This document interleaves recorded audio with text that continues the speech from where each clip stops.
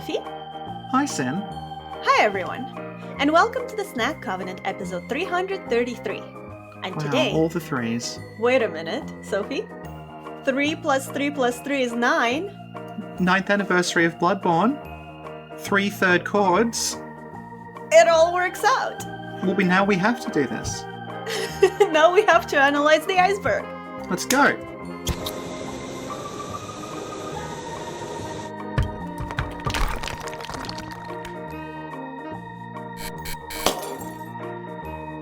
So, very, very top layer of the iceberg, which isn't even touching the iceberg. Let's start with the 3/3 chords. Yeah, the chords are the leftover remnants of the children of the Great Ones. They're called an umbilical cord in the game, but umbilical cord is written as like... This is what it's called, but it's not literally an umbilical cord. It's called the umbilical cord because it represents a link between the child of the Great One and the Great One itself. Mm-hmm. So it's kind of metaphorically an umbilical cord, but in practice it's an organ that like no other being has. Mm-hmm. And because it represents that connection, when you like quote unquote consume them, like some people think you eat them, I think it's kind of clear that you don't eat them because then there wouldn't be any left around after they've been used already. Mm-hmm. When you use them, it like you establish a link with one of the Great Ones. So their knowledge and wisdom sort of touches your head, and that's why if you take 3 of them, you end up with sort of sufficient Great One wisdom in your mind that you are able to ascend to a higher form, which is that ending. Mm-hmm. Excellent. Yeah. So make contact is the next thing, and make contact is this. Yep. It's you make a little L shape with your hands. You learn it from a chart corpse of a choir member. Yep. And you can use it on the Brain of Mensis to get a rune, the moon rune. Yep. It's one of those things, there was a lot of like, oh, what is this supposed to be? Discussions about what it represented. And I think it's sort of like, if you look at where it's positioned, it's on a balcony that's facing the moon. Mm-hmm. And it's positioned in such a way that the moon would start on one side of the balcony when it first rose, and it would end on the other side. So if you combine that with the motion that's going on, it's almost like those hands are it's like the hands of a clock, and you're sort of tracking this moon moving across the sky, which is also presumably why when you use it on the Brain of Mensis, it recognizes it as the symbol for moon. Mm-hmm. Excellent. Music box versus Gascoigne. Well, you get the music box from Gascoigne's daughter when you talk to her at a window in Yharnam. And what it does is you can use it during the boss fight 3 times. He turns into his second phase right away. And every time you use it, you can stagger him. So it's like a little technique. Yeah, it's a means of staggering Gascoigne during that fight. And it's programmed very strangely in that it has a bunch of other effects on things in the world. So, for example, if you use the music box near one of the large bells you find in the Chalice Dungeon, the bell will ring as if it's been hit by something. Mm-hmm. And it also causes some enemies to dodge out of the way. Mm-hmm. And that's like, we assume that's because what's happening is when you use the music box, it's sending out like an AoE attack that's interacting with everything around it, and some things it's only supposed to affect Gascoigne, but some things in the game are just detecting it's there and reacting to it even though they're really not supposed to. Mm-hmm. So the next thing on the iceberg is Viti-Vidia. I have no idea who they are. Well, I feel like no one needs that explained to them. Me neither. We do know, though, that Vati is a big fan of Reborn. We have That's that on true. tape. Yes, you have that on tape. Vati, just despite being like that famous and that respected, is willing to do incredibly stupid shit if you ask him. Yeah, very cool. Yeah. Very cool. The Beast Claw. Yes. So the Beast Claw is likely on here because it's a weapon that you cannot buy normally. You have to actually find it. Okay, cool. And the only way you can find it is to go into the Ailing Lauren Chalice, which is kind of like a few chalices deep. So you have to really commit to getting it. It's not something you unlock from a badge. Mm-hmm. Yeah, so I think that's why it's here. It's slightly different to the other weapons, yeah. Excellent. Then let's look at the Cleric Beast shortcut. Well, this is interesting because we had a literal entire half-an-hour video just on this shortcut. I think we've done more than one. We must have. We must have. But can you give It us a feels like there are TLDR? 100. Okay, so when Bloodborne first came out, people noticed that, hey, the cleric beast boss they keep hyping up, it's guarding nothing. You would beat it, and there was a large, like, sort of portcullis behind it, and also a little door, and neither of them ever opened. Yeah. And that led to, because of course it did, Discourse went, yeah, it's because the game is so fucking hardcore that Yes. you beat the hardest boss in the history of video games, and it doesn't do anything. Um, Yes. and of course, that's not what it's supposed to be. When you eventually get into Cathedral Ward by beating Gascoigne, you can actually backtrack to where that door is in reverse. Mhm.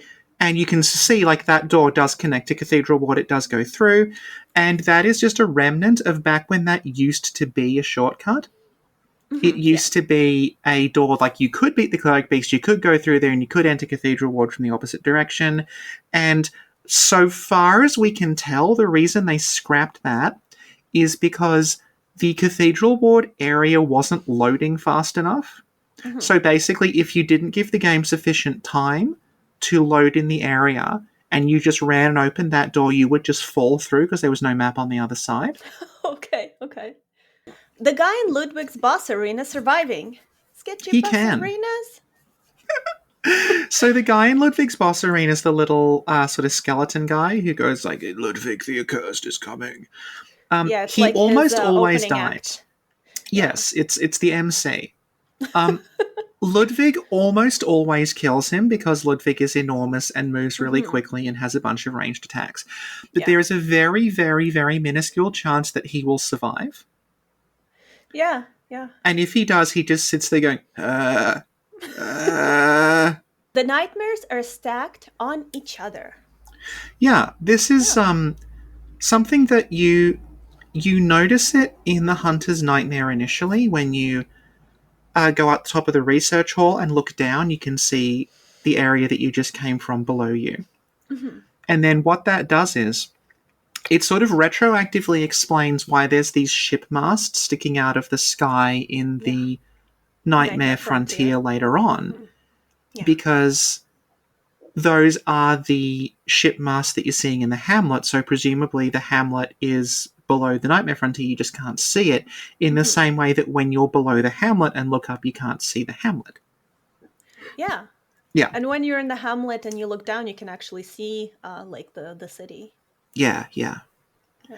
Yeah, and presumably, like, it just keeps going up, so, like, there'll Hmm. be something above. Like, Nightmare of Mantis is weird because it's tech you can see both ways from there, but, like, Hmm. presumably, because it's been going on for however many, cycles throughout the Great Cosmic Wheel, so Yeah. there's probably a bunch of other ones above that we just don't go to. Yeah. Yep. Excellent.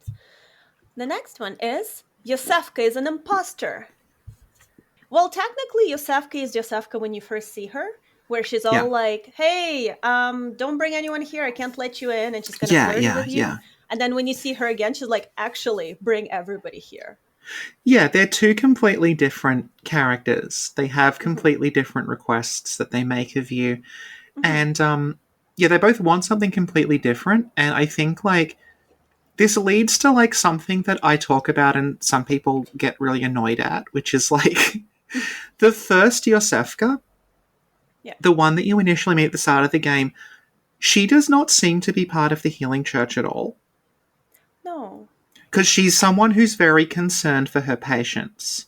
And it Yes. talks about how, like, the blood that Yosefka refines in her clinic, it's, like, more potent than what the Healing Church does. Hmm.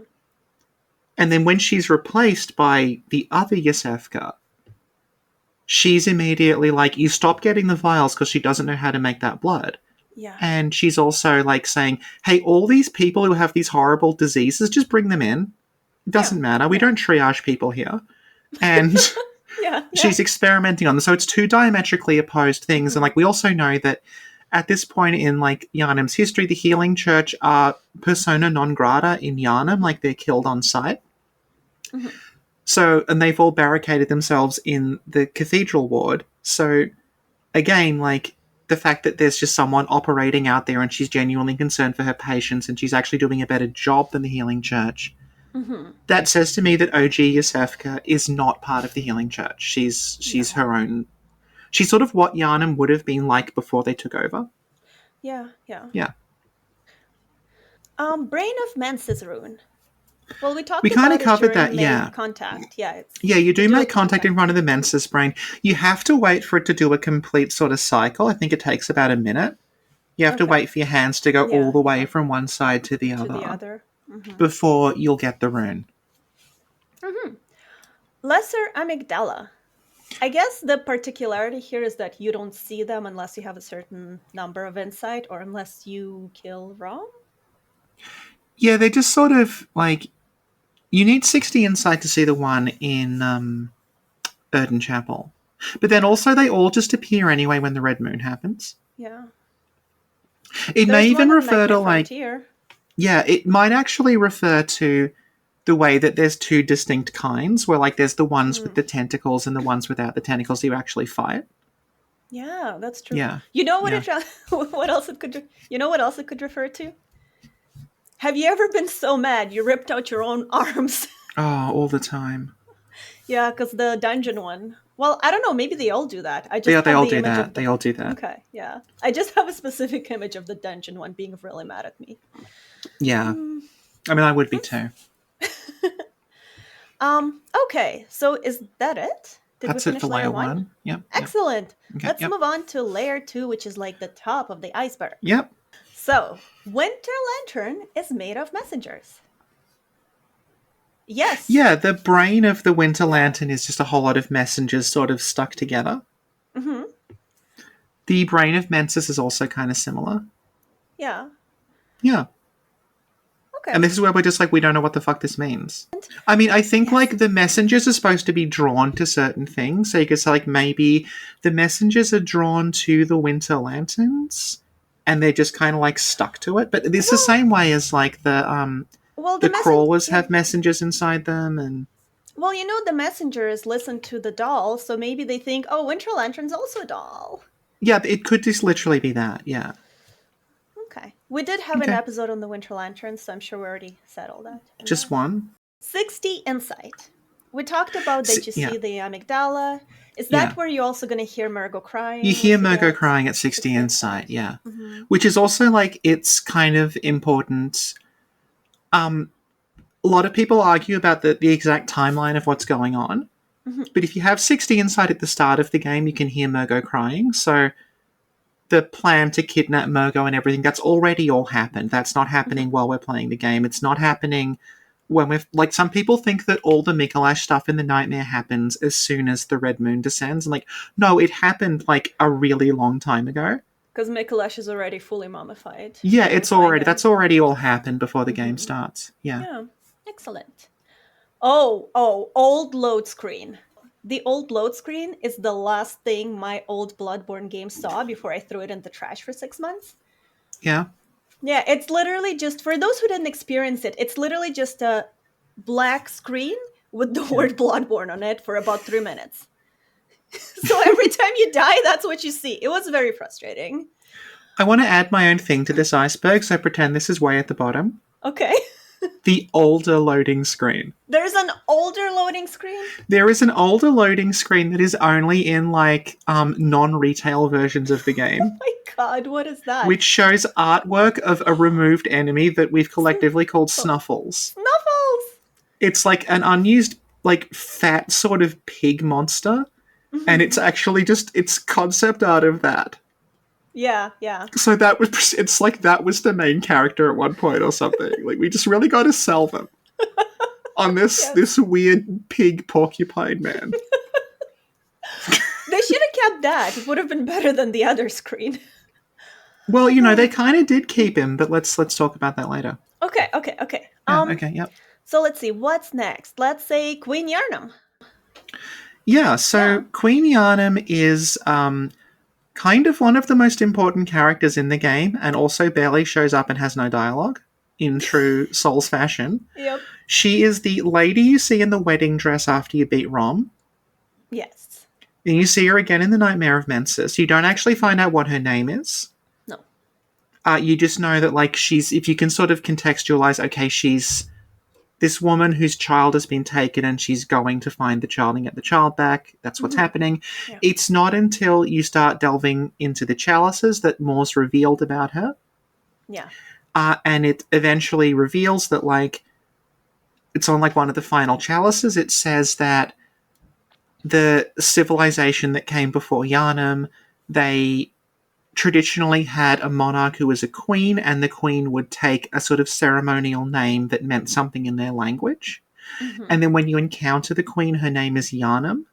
Yeah. So it's like tying everything back. Oh, okay, that settles it. Like, the Yharnam city above is something that grew out of that old culture, and the word Yharnam is from their language. Yeah. Yeah. Very cool. But it's That's her interesting. baby on the right. That's her baby on the right. But what's Yeah. interesting about it is, despite being so important, a lot of people won't even know who she is on their first playthrough because they won't look at the other set of graves and won't know to go in the dungeons. Pretty much, yeah. Yeah. Yeah. So the next one is uncanny weapon variants. We actually did a whole episode on blood gems not that long ago. And what the uncanny weapon variants are, there's also ones called lost weapon variants. They're the same stats as that weapon, but they have the slots swapped around. So if you want to really min-max and you want to really, like, do, like, a hyper-specific build where, like, every single stat is optimized, you have to go looking for the uncanny and lost weapons in the chalice dungeons. Because they will let you do different gem configurations. Hunter Rune in Fishing Hamlet. It's hard to read white on white on that iceberg. But that's Yes. the point. Miyazaki doesn't want you to understand the iceberg. Thank you, Sophie. Go ahead. Okay, so when you enter the fishing hamlet for the first time, you see a corpse that is decapitated and it's hanging upside down with its arms bound, so it looks like the hunter rune. And that's an image that you actually see repeated fairly often. Like, the corpses in Old Yharnam are hung in the same way, and the corpses in the Chalice dungeons are hung in the same way. Yeah. Yeah. So there's, like, no real, like, it's never outright stated sort of what it means that people go back and forth, but, like, the hunter rune itself is quite obviously, like, a stylized image of a person hanging upside down from their feet. Yeah. Exactly how you see all those corpses. And it's sort of like the way that they're hanging in the chalices makes it seem like this is how they sort of dealt with the dead. Or maybe it's how they dealt with people who were infected or something like that, is rather than bury them, they would hang them upside down like that. But it sort of takes on a different context when the hunters themselves are doing it. Because, like, in that it almost seems like they have because, like, the hunters, when they go to Old Yharnam, they hang the corpses like that as well. When you see it in the fishing hamlet, it's kind of unclear whether that's the fishing hamlet themselves hanging the corpse like that as, like, a curse upon the hunters, or it's the hunters themselves doing that and leaving like a calling card that they did that. Yeah. Like, it's kind of unclear what's going on. But yeah, the thing about the hunter rune is, like, it's called the hunter rune in retrospect by the people who discover it after it's kind of been created. Like, all the Carol rune names, those are names that are given to the runes after Carol discovers them. Yeah. So, and, like, because, like, the hunters are sort of like the way that they're trapped in the dream in this limbo state, like, it could mean, like, you know, someone who is dead or someone who is dying or something like that, and that's why it becomes, like, the hunter rune. It's also the rune of the moon presence, weirdly.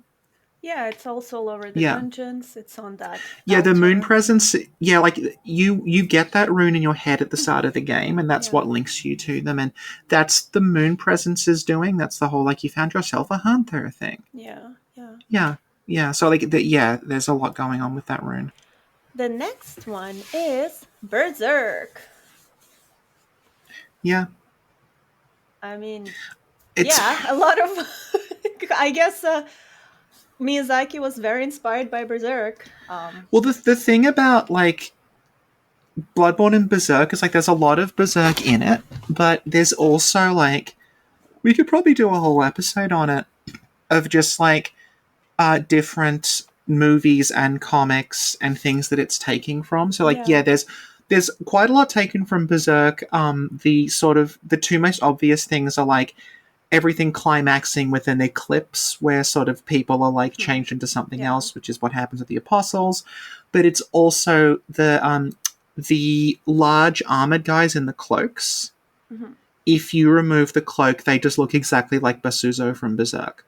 But even there's like other stuff too. I think like There's a ton of Ludwig other is stuff in like there. literally the creepy horse from the comic Yeah, book. yeah. The Yeah, little yeah. like babies in there and like all that Yeah. stuff. But there's also like a lot like the Mikolash and pretty much everything Mikolash does in the Mikolash character. The fishing hamlet stuff's also Yeah, like yeah, it's sort of half Shadow over Innsmouth, but that's also kind of Uzumaki because there's this like yeah. lighthouse thing in that, and all like the slugs and the There's Kanehurst stuff mhm, is from the 1992 Dracula movie by yeah. Francis Ford Coppola. The a lot of other stuff is taken from Brotherhood of the Wolf. So like Mhm, it's a series of references, but it does different things with them. mhm, yeah, So like what those things are doing in their original context is not what they're still doing in Bloodborne, which is sort of important to remember. Like yeah, yeah. It's not just like a pointing one out to that one equivalent. well yeah, because like just pointing out that something is a reference to something else doesn't tell you anything except that it's a reference.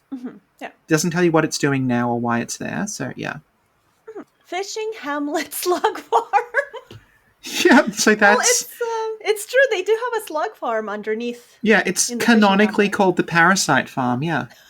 There's Okay. just a big. It looks like initially before they became slug people, it's like somewhere you would like gut fish. It's like a big Yeah. big structure with multiple levels too. It's like a big pit. You go in there now. It's absolutely full of slugs. The slugs seem to be like the key thing the village subsists off. So they're presumably they might be eating them, I but they're think they also doing are. yeah. They're They're also also using them doing for fuel and they're stuff. using them for fuel. The like the candles are fueled by Hmm. slugs. The women there are turning into slugs. Hmm. And we know that like you form sort of a symbiotic relationship with the slugs, so a lot A lot going of on. slugs. Yeah, yeah, yeah. Okay. And they Can yeah. mention that like when Koz's body washed ashore, it was full of these parasites. Hmm. So presumably, what happened is those are the parasites from Koz, Hmm. and they've just moved them from Koz's Yeah. body and just bred them because like I can confirm, and don't Yes. ask how I know this. It's very very easy to breed slugs. Nightmare crawlers have messengers under them. Yes, they do. We sort of talk, yeah, Yeah. yeah. So they have an attack where they rear up on their back, and then these messengers sort of unfold from what looks like a Hmm. wound in the middle of them. Yeah. And yeah, so that's like this seems to be a reference to what happens to Koz because the nightmare crawlers look a lot like Koz, sort of like in terms of their body shape and everything. And we Hmm. kind of know from the DLC the way it plays out that like traumatic events lead to the sort of spontaneous creation of things in the nightmare because it's like a Yeah. night it's like a place where you know emotions and memories and things like that become solid. Yeah. So the way that they rear up and they have these like sort of dying children reaching out of them, it's very similar to the way that Kos is bisected Hmm. and her child is crawling out of her. Yeah. Yeah. Jura knows the doll. Yeah, He that's do. true. Yeah, yeah. Jura as well as Eileen have dialogue that, implies or straight up says that they know the doll and they were also moon-scented hunters at some point.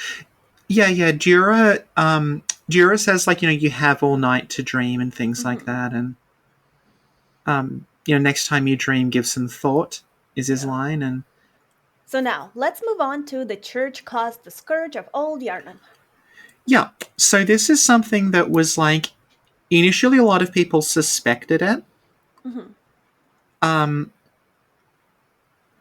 But like essentially what happens if you look at how it's presented to you in game Hmm. is that Old Yharnam is a place where you find beast blood pellets. It's probably the first time you'll see them in the Okay. game. Yeah.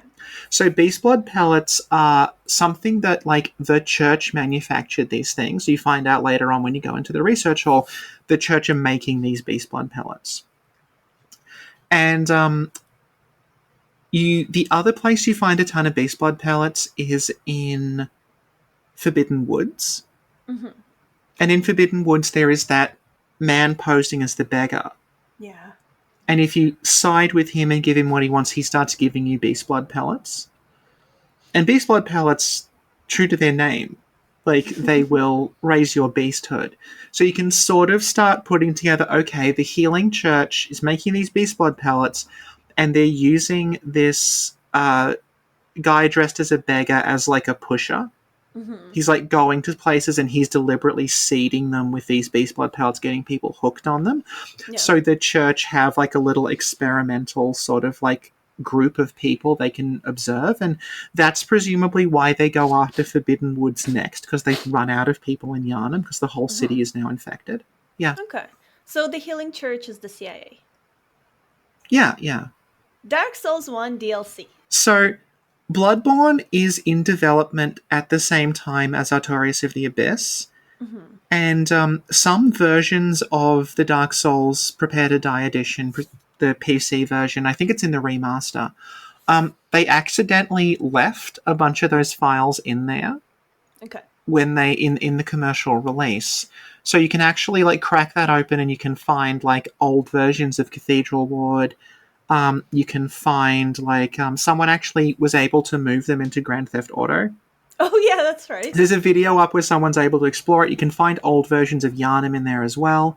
Hmm. And a lot of like, you can see them sort of experimenting with ideas that will later show up in Bloodborne. So, like, Yeah.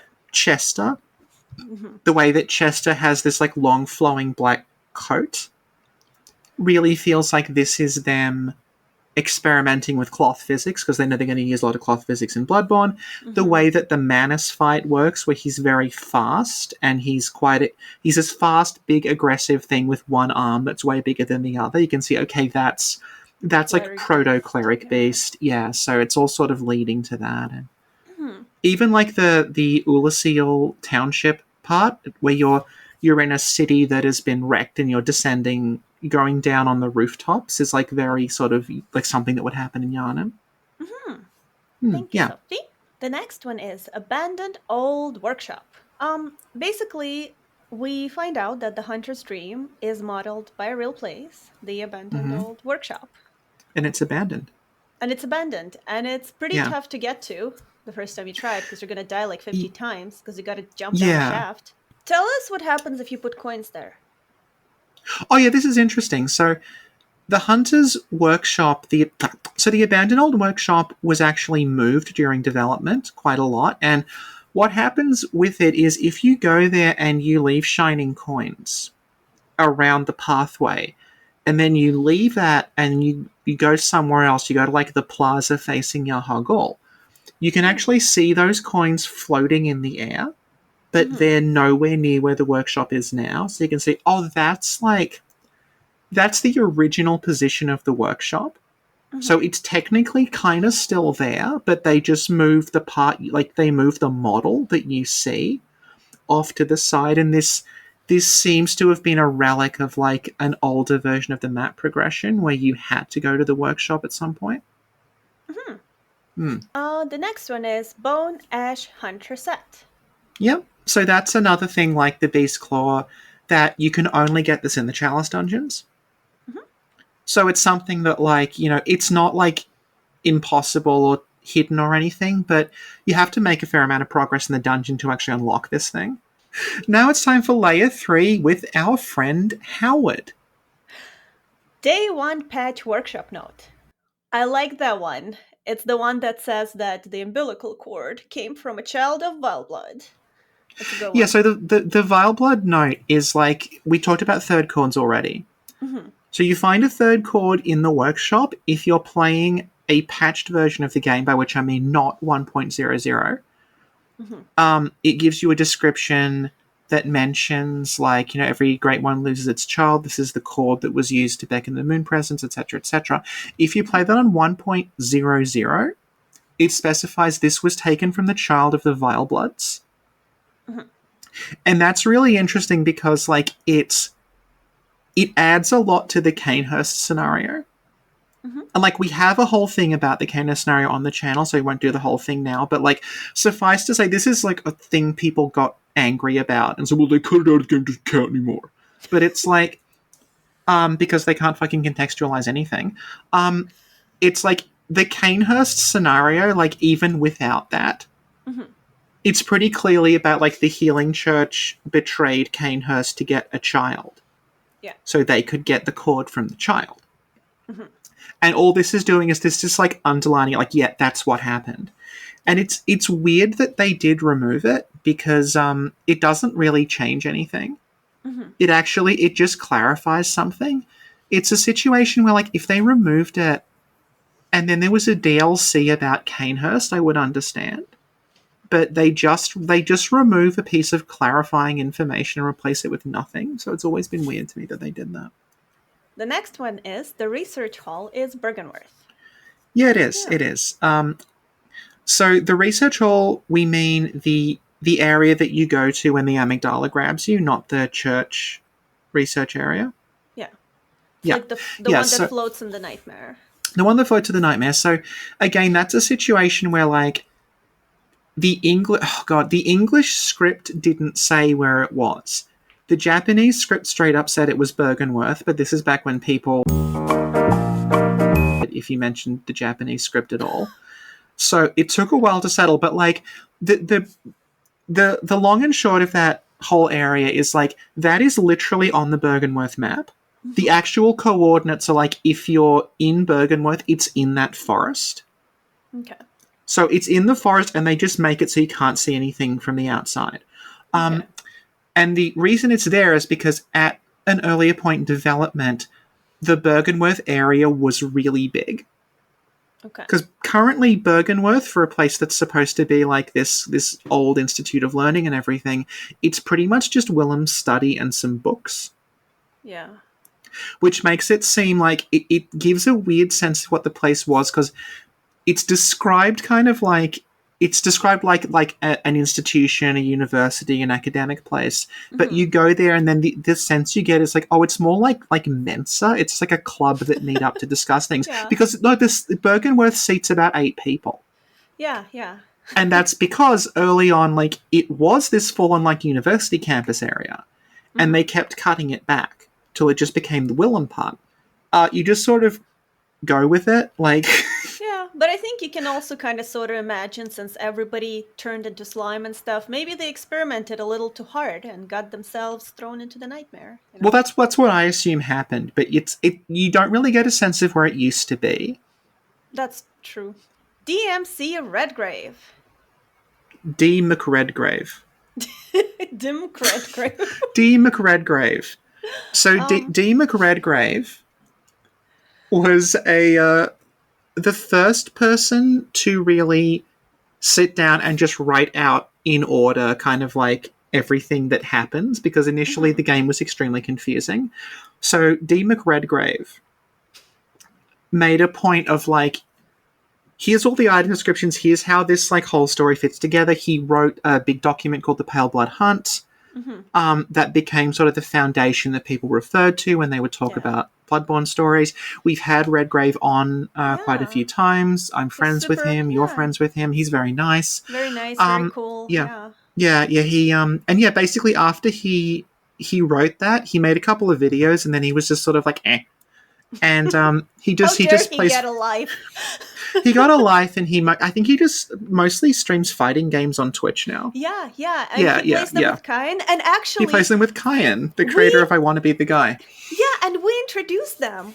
Yes, And, like, yeah, that's our contribution to the world, introducing Kain and Redgrave. yes, yes. Shadow over Innsmouth. Shadow over Innsmouth is an H.P. Lovecraft short story about a mysterious fishing hamlet where the people there are not quite human, sort of fish creatures. It's very clearly some of the inspiration behind the fishing hamlet. Mhm. Excellent. Yeah. yeah, that's pretty much. I think actually, This is like not quite Bloodborne, but in Sekiro, Hmm. when you go to the Mibu village, and there's also a bunch of like weird fish people. The internal name for them is Innsmouth. So it's like while they were working on this, like, you know what, we need to do this again. We need to do this again. Yeah. Yeah. Yeah. Never let anything go to waste at From Software. When a bit works, it works. Thank you, Sophie.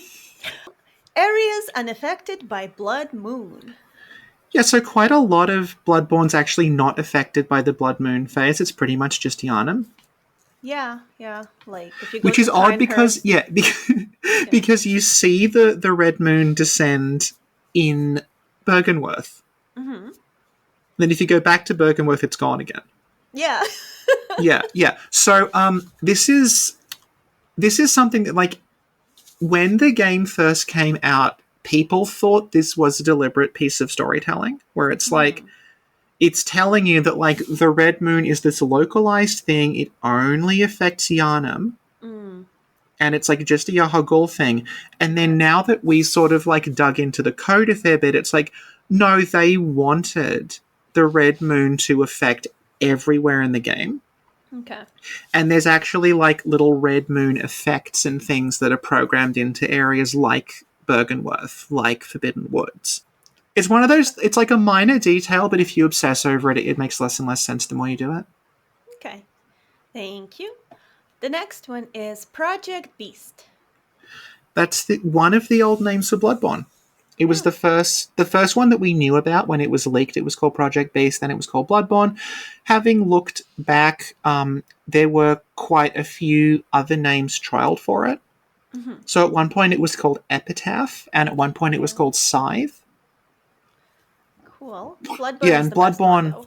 Bloodborne's something they settled on, yeah, after a while. Excellent. Madman's knowledge is a slug. I guess that's referring to the picture of Madman's Yeah, knowledge. the icon of Madman's knowledge is a skull with a slug kind of breaking Yeah. out of it. Yeah, Yeah, kind of like the brain suckers, I guess. yeah. So that's what it's telling us, Sophie. If you eat too many Madman's knowledge, you're gonna turn into a brain sucker. But isn't it saying slugs are the path to enlightenment? I guess the brain suckers are the most enlightened ones. All the Yharnam influencers are on YouTube plugging slugs. Oh, thank you, Sophie. Oh, music box versus bell. Oh, yeah, we talked about that, didn't we? This Yeah, is the yeah. problem that, like, we're gonna mention all this stuff like now, and then it's gonna come up later on. Oh, we said that already. Okay. Skybox change after guest going. It changes, but it doesn't change that dramatically, so a lot of people don't notice it's happened. It basically goes from like the late afternoon to the early evening. Hmm. So it doesn't look that different as opposed to like when you transition from the evening to the night, the sun actually sets and it's dark outside. And that skybox change, it replaces your Sefka with the imposter. Using that in tandem with some glitches, you can really screw with the timeline, and you can, like, say, go behind your Sefka's clinic before the imposter is there and things like that. So, Hmm. hmm. Yharnam's map geometry does not line up. A good example is like when you go down to Old Yharnam through that church. If you look at it from the outside, there's no way that can actually work. Like there's Yeah. this, you go through this massive series of stairs and drops, and then you pop out the bottom and you look, and it's just like a little two-story building, and it makes zero sense. Yeah. We mentioned the abandoned old workshop that's not lined up with where you actually see it, so it's like it's in Hmm. one place, but then it's actually over here. If you are on the bridge that leads to Upper Cathedral Ward in front of the clock and you look down, you'll notice that there's gaps in the sort of the pathway outside the Grand Cathedral, which if they were there would stop you from moving around it. But Okay. if you go down there, they're not there anymore, and that's just from shit being moved around constantly. Hail the Nightmare lyrics.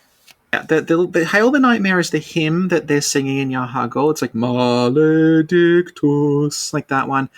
Um, so you can make out some of it, but like we actually emailed the guy that wrote that music, and we're like, "Do you still have it?" He's like, "No."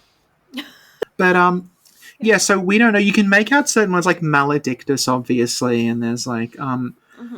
there's older versions of that song that are not sung in like an existing language. Hmm. They're sung in like kind of, you can imagine this is vaguely Lovecraftian sounding sort of weird collection of syllables that don't really mean anything.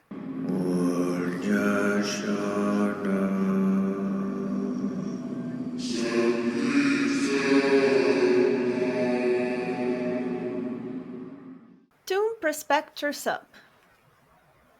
So that this is a reference to the Tomb Prospectors subreddit, Hmm. where all the cool people hang out, and they successfully mapped every single Chalice dungeon, Yeah, and they that's know crazy. everything about the game. Yeah, Yeah, yeah, yeah, yeah. yeah. Extrin Hmm. is probably like the queen of that sub. She knows Yeah, everything.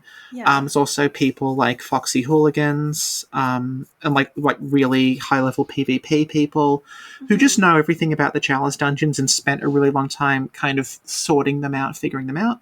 Because it was a console exclusive game, it was hard to get like hard data on how that all worked. Hmm. So it was actually the Tomb Prospectors figuring it out literally just by experimenting over and over to figure out what Yeah. does what in the dungeons. They also do things like they have used save game editors to make customized dungeons, Hmm. which is something that like we did a video on this a while back. Yeah. If you want like a certain weapon or a certain gem, like you can actually just cross-reference it with a database they've made and be like, okay, put Yeah, this yeah, glyph in and you'll go there. yeah. Yeah, they're an incredibly dedicated community. Lance McDonald. Another Yeah, one of our Lance. friends. Yeah, another one of our friends. I've been to Lance's house. Oh. Yeah. So Lance is a data miner slash hacker, and he also collects a lot of press kit stuff and like pre-release versions of games and things like that. And yeah, he was responsible for quite a lot of Bloodborne data mining and also Mm-hmm. restoring old content. Yeah. Dream Quest of Unknown Kadath. That's another Lovecraft story, and it's kind of where the Dreamland stuff in Bloodborne is derived from. Hmm. So it's a story about a guy, and he basically travels to this like land when he's dreaming, and it's a land that's sort of it's got a lot of the things that you see in the nightmare world. So it's got like the creatures that are very hairy with like vertical slit mouths. Hmm. And what he does is like the longer he spends there, he becomes able to sort of manipulate this malleable world. Like he's lucid dreaming when he goes there, and that's clearly like very Hmm. influential on how the dreamlands work.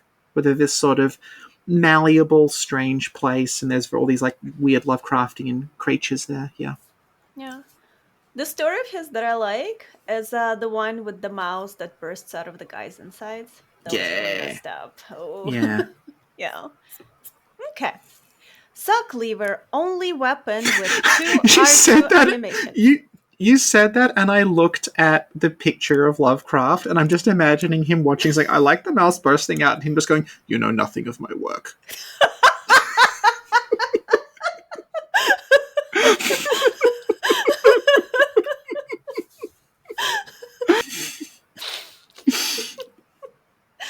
Suck lever, only weapon with two R2 animations. Yeah. So, I actually did this iceberg like a couple of years ago, Mhm. and I just said, I guess so, because I don't really know PvP stuff or hitboxes or anything like that. I'm Yeah. not that versed in it. And when I said that, quite a lot of people commented to say, no, actually, there's a bunch with 2R2 animations. So I'm just going to say, I don't know. Okay, me neither. It's something to do with like follow up attacks, but then apparently other weapons also have that follow up attack, so I got zero idea. Yeah, I don't even use weapons, so I don't know. That's true. That's true. Yeah. They're for casuals. Older gameplay trailer. Yeah, there's quite a few old gameplay trailers of Bloodborne, and they just have like stuff in them that's not in the base game anymore. Yeah, I like the one with the photographs with the Polaroids on the walls. Yeah, there's that. There's also like you can see alternate enemy placements. you can, like, a good example is you can see they're currently only in the chalices now. They're called the Mm-hmm. Lauren Cleric. They're like a beast in a white robe with a staff that shoots fire. You can see those were in the Grand Cathedral. You can see what looks like Yharnamites attacking the Grand Cathedral, kind of like in Mm-hmm.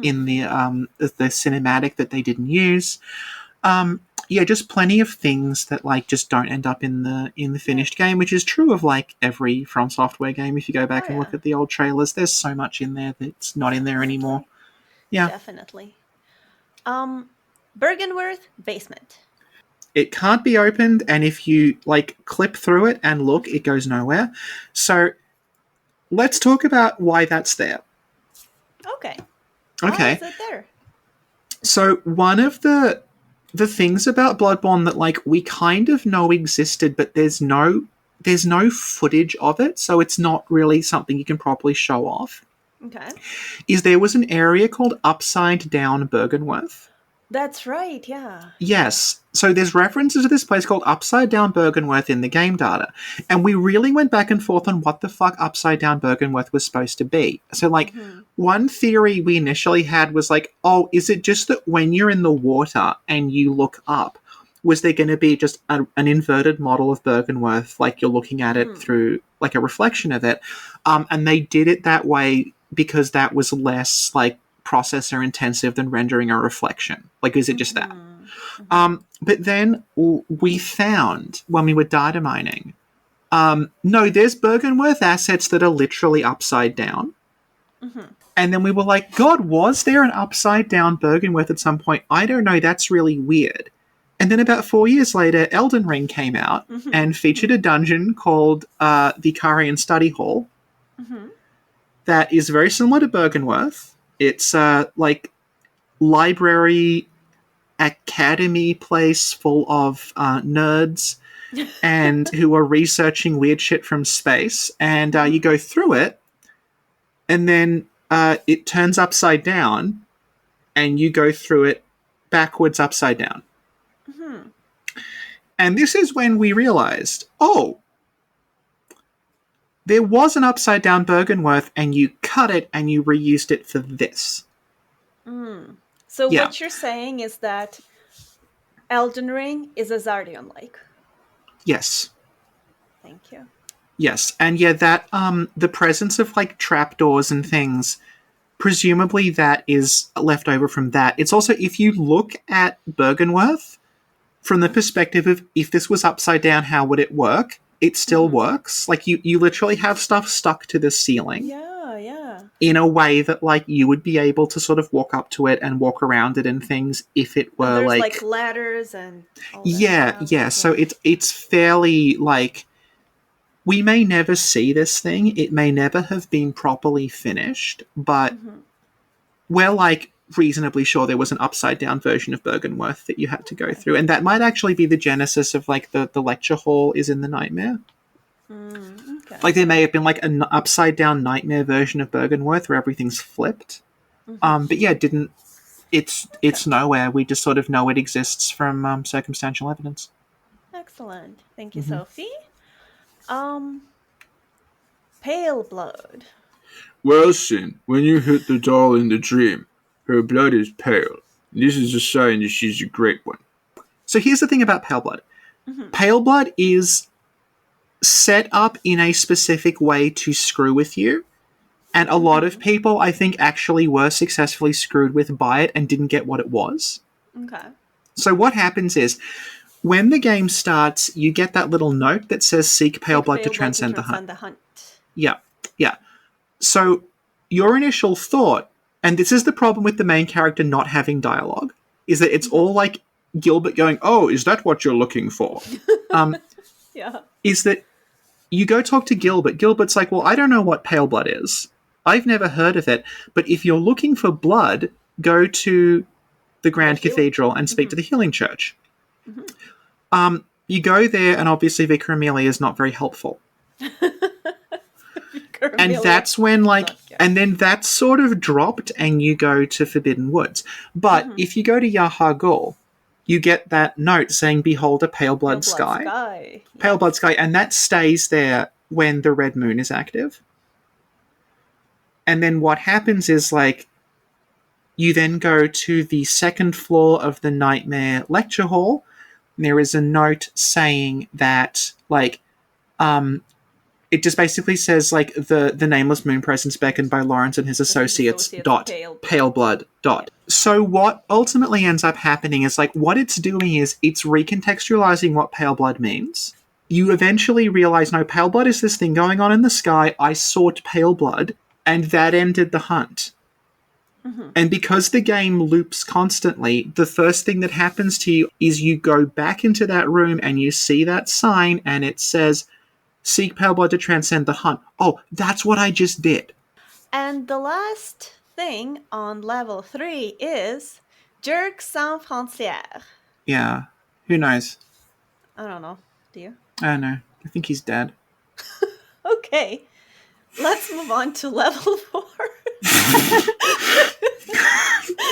I mean, you just had to listen to those last few videos and it's like, yeah. It's clearly a struggle. Oh my god. Let me just check on, let's just ask, okay. 4chan. Oh no. What happened to... it says here, JSF became A, and then it's a series of unrepeatable slurs, and then says that they're now on a channel called Sinclair Law. Oh my god, what a coincidence. Yeah. That's where we should have are. them on sometime. Yeah. Thank you, Sophie. No problem. Now, let's move on to level 4. Level 4, Brainsucker Proboscis. Okay, ROM leg sockets. So if you look at Rom the Vacuous Spider, the boss, your first thought is probably this isn't a spider, this is a caterpillar. Yeah. Because instead of having 8 legs sticking out the side, she has a whole lot of little tiny legs at the bottom. Yes. But if you look at Rom's children, the spiders that fall from the sky, they're called Children of Rom, they have, like, the same body shape as Rom, but they have massive legs sticking out the side. And if you look at the Rom corpse in the Altar of Despair, it's also got massive legs. Mm-hmm. Hemwick is the source of bone marrow ash. Yes, it is. It is. Yeah, there's not much else to say. I mean, we could elaborate on the whole thing, but it's gonna we take can, a because while. Hemwick's a crematorium. Like, this is a thing that's, like, no one outright says it in the game, but if you look at the place, like, you can see there's, like, these lifts that are lowering, like, bodies down. There's these big chimneys or this smoke belching out of them, and it's like, you're burning the bodies. Okay. Yeah. Which is a remnant of, like, it's tying back to what they did in the chalices, where it's like, there's these old rituals where they would, like, cleanse the bodies with flame. So it's like, because Hemwick is, like, a remnant more of, like, that old culture that burned things up. So obviously, it seems almost like it's to stop infection spreading. Like, if someone's got this horrible, like, bad blood or, like, the beast plague or something, safest way to deal with it is to burn them. So, like, Hemwick's just this massive crematorium where these bodies are sent and burned, and the end result is this ash. So they're making, like, a couple extra dollars by selling the ash. Yeah. Weapon manufacturers. Yeah. Cool. Who wrote Seek Pale Blood? And that's a note that the implication is, like, you wrote it or something. Yeah, the thing is, like, again, this is one of those things where, like, it's so infuriating to talk about in certain circumstances. People just get so insistent that, like, no, it's this. Mm-hmm. The first fucking thing that happens in that game is that the blood minister leans down and goes, "Oh, pale blood, you've come to the right place." Mm-hmm. So you came to Yharnam looking for pale blood. Like, that's literally what happened. And then there is a note that is written, it's like, it says handwritten scroll. The Japanese is like, it's written as, like, note in, like, someone's handwriting, but, like, familiar handwriting, or, like, yeah. So you read this note, it's handwritten, it's in handwriting that you recognize, it says seek pale blood. And then you, if you look at the description of the clothing that you're wearing, it says you woke up without a memory. Mm-hmm. So it's like, there you go. You came here looking for pale blood. You got the ministration. You lost your memory. You've forgotten what it means. There you go. Like, it doesn't need to be more complicated than that. Plot centers around Mensa's ritual. It do. So a lot of what's considered to be the story of Bloodborne is shit that happened like 20 years before the game starts. Mm-hmm. So what we play through in the game, as far as events that we're directly involved in, it's essentially just the Mensis ritual. Mm-hmm. Because what happens is like the Mensis ritual's going on the night that we're a hunter and we get dragged into it. Mm-hmm. But if had this happened on like any other night, we would just have done what Gurman said, which is like kill a bunch of beasts, the sun will come up, it's done for now. Mm-hmm. But because it happens to be that night, that's the night that everything starts going to shit. That's when we get dragged into like the story of Bergenworth and following that up and ending up with like Inya Hargul and following Mikolash into the Nightmare and all that other shit. So that's essentially like that's what we're playing through, but all the stuff involving like Willem and Rom and everything else, that was a very long time ago. Nightmare Frontier is Lauren. Yeah, so they make a big point, again, in the item descriptions and everything, of associating the Nightmare Frontier and Lauren. Yeah. And, And we have a whole episode on that. We do have a whole episode on it, and it really, it also adds a little bit to the story of Kos. Because they associate Kos with, like, you see the crawlers that look like Kos in the Nightmare Frontier. Mm-hmm. And you also, like, you see the ship mast sticking up, so, like, Kos is, like, below. Mm-hmm. And then it's like, oh, yeah, because all these, like, when we finish the game with the 3/3 chords, we become a Great One. Yeah. So is it that, like, Kos became a Great One in Lauren?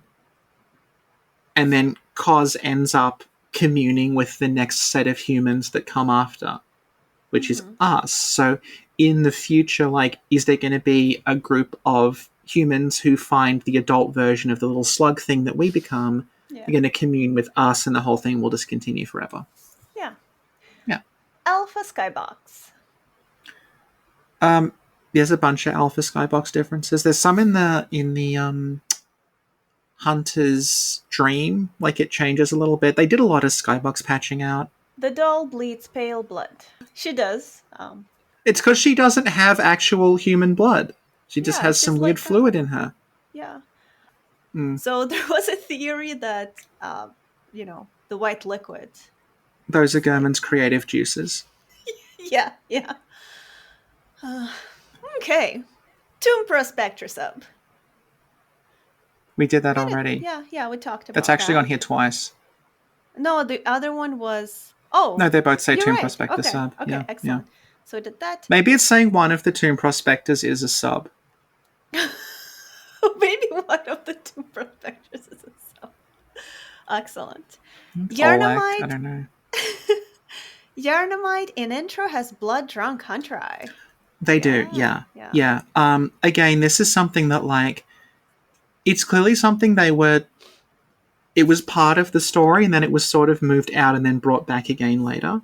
Because blood drunk hunters are hunters that hunted a little too much and have to be put down by the hunters of hunters. But also the design on the eye is reminiscent of the sun. In the Nightmare, yeah. All that good stuff.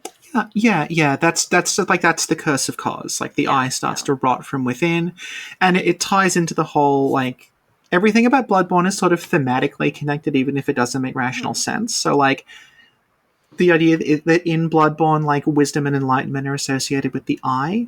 Mm-hmm. So what happens when you get afflicted with, like, the curse and the beasthood is your eyes begin to rot away, because it's like your wisdom and your enlightenment are starting to die. Actually, you get this other eye that's like, they specify it's the black sky eye, that it's all like fresh and plump, even though it's been removed from a body. Yeah. And that's because it's got these slugs in it. So it's like this eye that is seeing things that, like, are beyond human comprehension. So it stays firm. And yeah, it's all that stuff. Labyrinth Mole, our favorite. I love Labyrinth Mole. Yeah. It's a very strange enemy in the chalices that looks like a cross between a naked mole rat and a squid. Yeah. And it's programmed to always appear in broken sections of wall to give the impression that it's sort of like digging out, like, a tunnel in the chalices. And it's a very strange... its head can switch what side of the body it's on. It's like a turtle. It retracts into its body and then pops out the other end. And it can frenzy you by swallowing you. Is this It's more? It is Vor. It is Vor. And it's Vor. It frenzies you. Interestingly, it can drop lead elixirs, which are a very, very rare item that's like associated with the nightmare. So it's very, very rare, like, creature. It was one of the things that, like, it was one of the first things that when it was discovered, people got a little more interested in the chalices. Because people were sort of treating the chalices as like, oh, you just go through and you're just fighting beasts and like Fumarians constantly. But then someone was like, oh shit, look what I found. And it was this really weird monster, and that led to like, oh, what else is down there if this thing that we've never seen before is also in there? And Awesome. yeah, it's a weird little thing. Oh, Flora of the Moon. That's the doll's prayer. Yeah, sometimes the doll tells a prayer to Flora of the Moon to protect the hunter, and Flora of the Moon is the moon presence. Actually. O Flora of the moon, of the dream, O little ones, O fleeting will of the ancients, let the hunter be safe, let him find comfort, and let this dream, his captor, foretell a pleasant awakening. So the prayer is the doll praying to someone called Flora of the Moon. So it's Flora of the Moon of the dream. And they say, like, let the hunter be safe, let them find comfort. So it's like praying to this thing that's watching over you, right?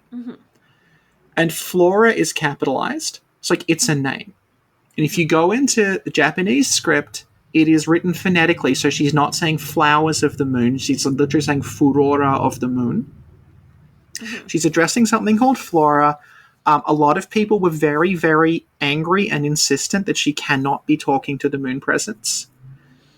Because they were stuck in this mindset that the doll was also a great one or something like that, and they insisted that the capital F for Flora meant that it was like a poetic thing, and she was addressing all of the flowers as a singular proper noun. No, Sophie, what she was doing is she was addressing another monster that lived on the moon.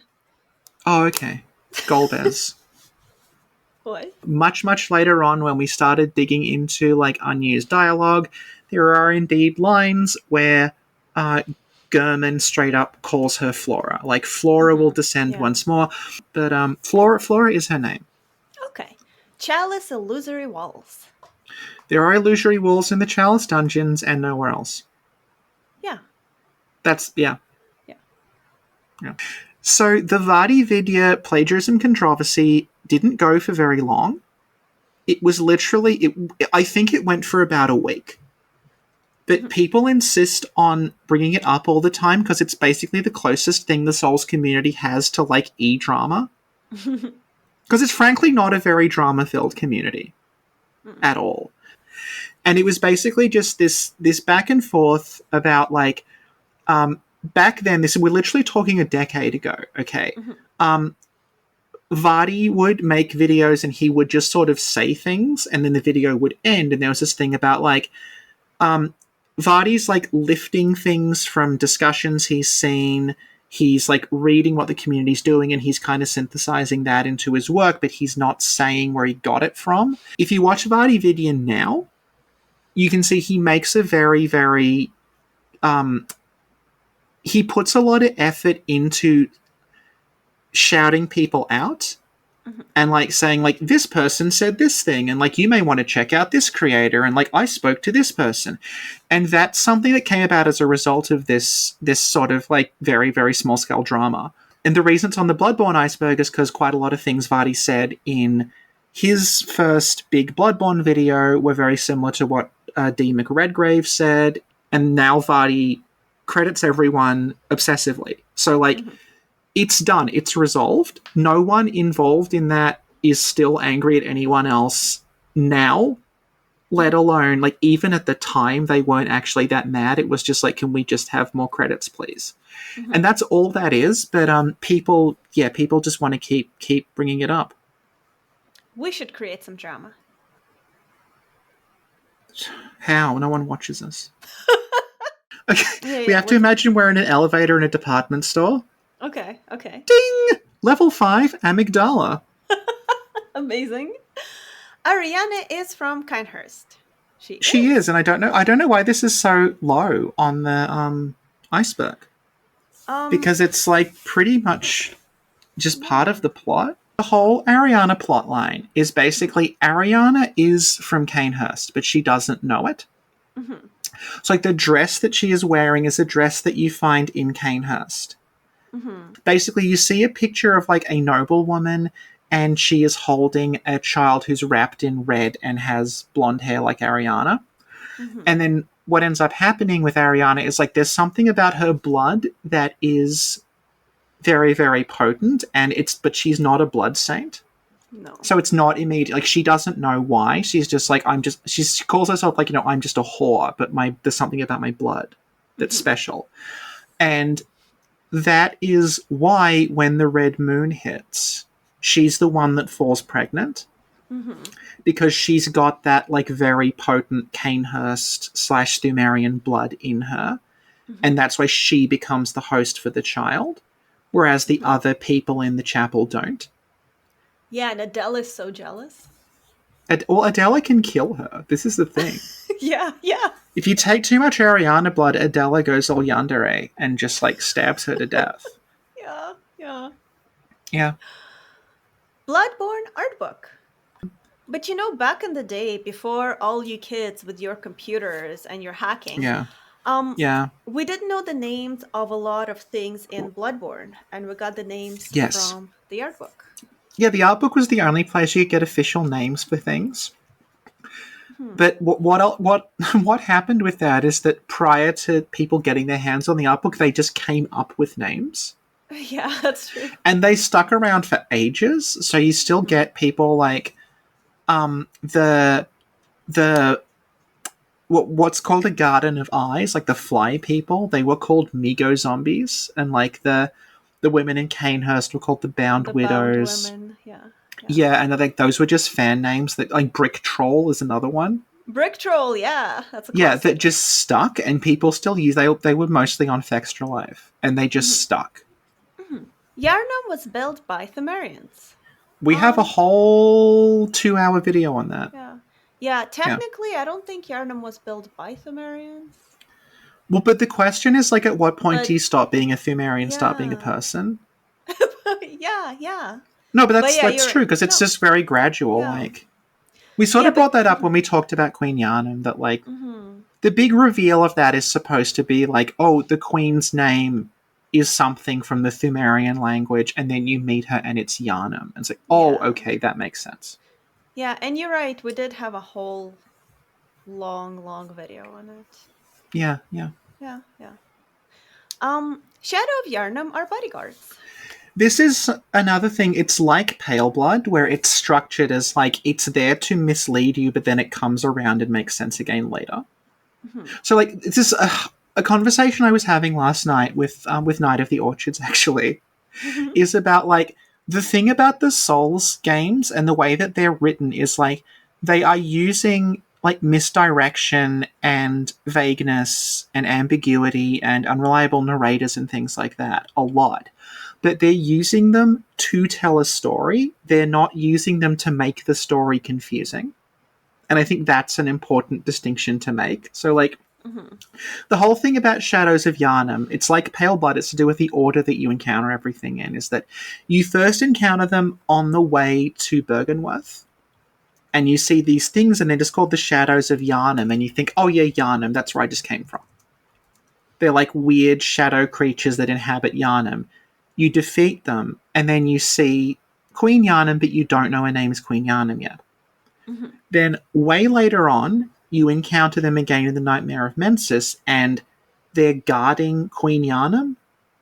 Like, they're her agents. But again, you don't know her name is Queen Yharnam, and you're like, well, hang on, why why are they here? Why are you here? And then when you finally do the chalice dive and you discover that, oh, the queen's name is Yharnam, it's like, oh, I get it now. They're the shadows of Queen Yharnam. They're Queen Yharnam's, like, they're like the ninja that serve under her almost. They're like her agents. They do what she tells them, and that's why they've been in the game. That's why they're there at Bergenworth. They're, like, guarding her, trying to stop you interfering. But they get possessed by the snake, yeah. Japanese script differences. Well, Sin, the game's written in English first, so I'm going to ban you from this subreddit. The game is written in Jersey first. Hey! Get the fuck out of here. For me, the significant one is where they talk about how every great one loses a child and seeks a surrogate. And it was confusion, like, are we talking about surrogate parents? Surrogate child? The word surrogate's very confusing in that context. And it's like, but if you read the Japanese, it's like every great one loses its child and then yearns for a child, or it yearns for its child. Other ones would be like the Mensis scholars. It talks about, like, it led to the stillbirth of their brains, which is a really weird piece of writing. And it led to people thinking that the Mensis brain is, like, all the scholars combined into one Gestalt huge brain. What I thought too. But it just means, like, no, their brains rotted away. And it's things like that. And, like, the Japanese script says that, like, the lecture hall is Bergenworth. It doesn't say that in English. Just little things like that. Like, it doesn't really harm your understanding, but it's nice to sort of compare the two. There's quite a comprehensive one on Bloodborne Wiki. Oh, that's a good one. That's a controversial one. Lawrence is the bloodletting beast. Well, actually, I think we have a whole video on this as well. I fucking hate it. We have a whole Lawrence video, that's right. We have more than one Lawrence video, let's be clear. Okay, but I'm talking about the good one that we just did. The good one, yeah. We have one. Every so often we pull out the stops and make a video that's good. Yes. This isn't one of them. Shade. Double Do you want to go into that quickly? No, do you want to go into that quickly? If you do, if you want. Okay. Right, okay. Here's the thing about the Lawrence Bloodletting Beast thing. Lawrence's skull on the altar looks like a deformed, horrible monster skull, has a big fracture along one of its eyes. You go into the Chalice dungeon. Hey, what the fuck is this? There's this big monster here. Oh, interesting that it has a big fracture over one of its eyes. You encounter it again. Oh, interesting, its head appears to have disappeared. Where could this head have gone that looks exactly like the head that's on the altar that everyone's saying is Lawrence's head? What's possibly going on here? And I think it's actually quite obvious what's going on there. But some people insist that that's not what happened.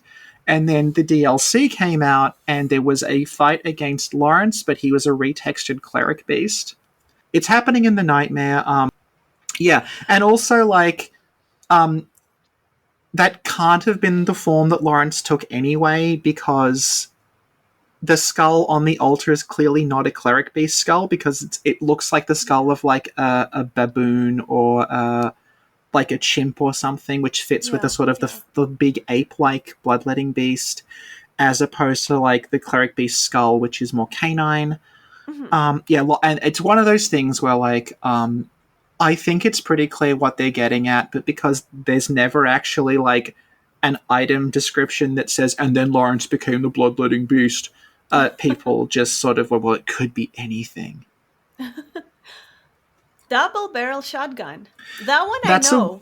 Because there was a very impressive shotgun in one of the early Project Beast trailers. And it's not in the game anymore. There's actually quite a lot of unused guns in Bloodborne. Cool, there's a bunch of little pistols and things they don't end up using. The gun that Gurman has, that there's a model of that's, like, with the player weapon, so presumably that gun was usable at some point. Numbers of missing scholars in Yahar'gul equals number of amygdala in Yahar'gul. I remember this. I don't know. Like, if it's possible. Like, it's possible. Okay. Yeah. So if somebody knows, leave a comment below. How would we know how many are missing if they're missing? Think about it.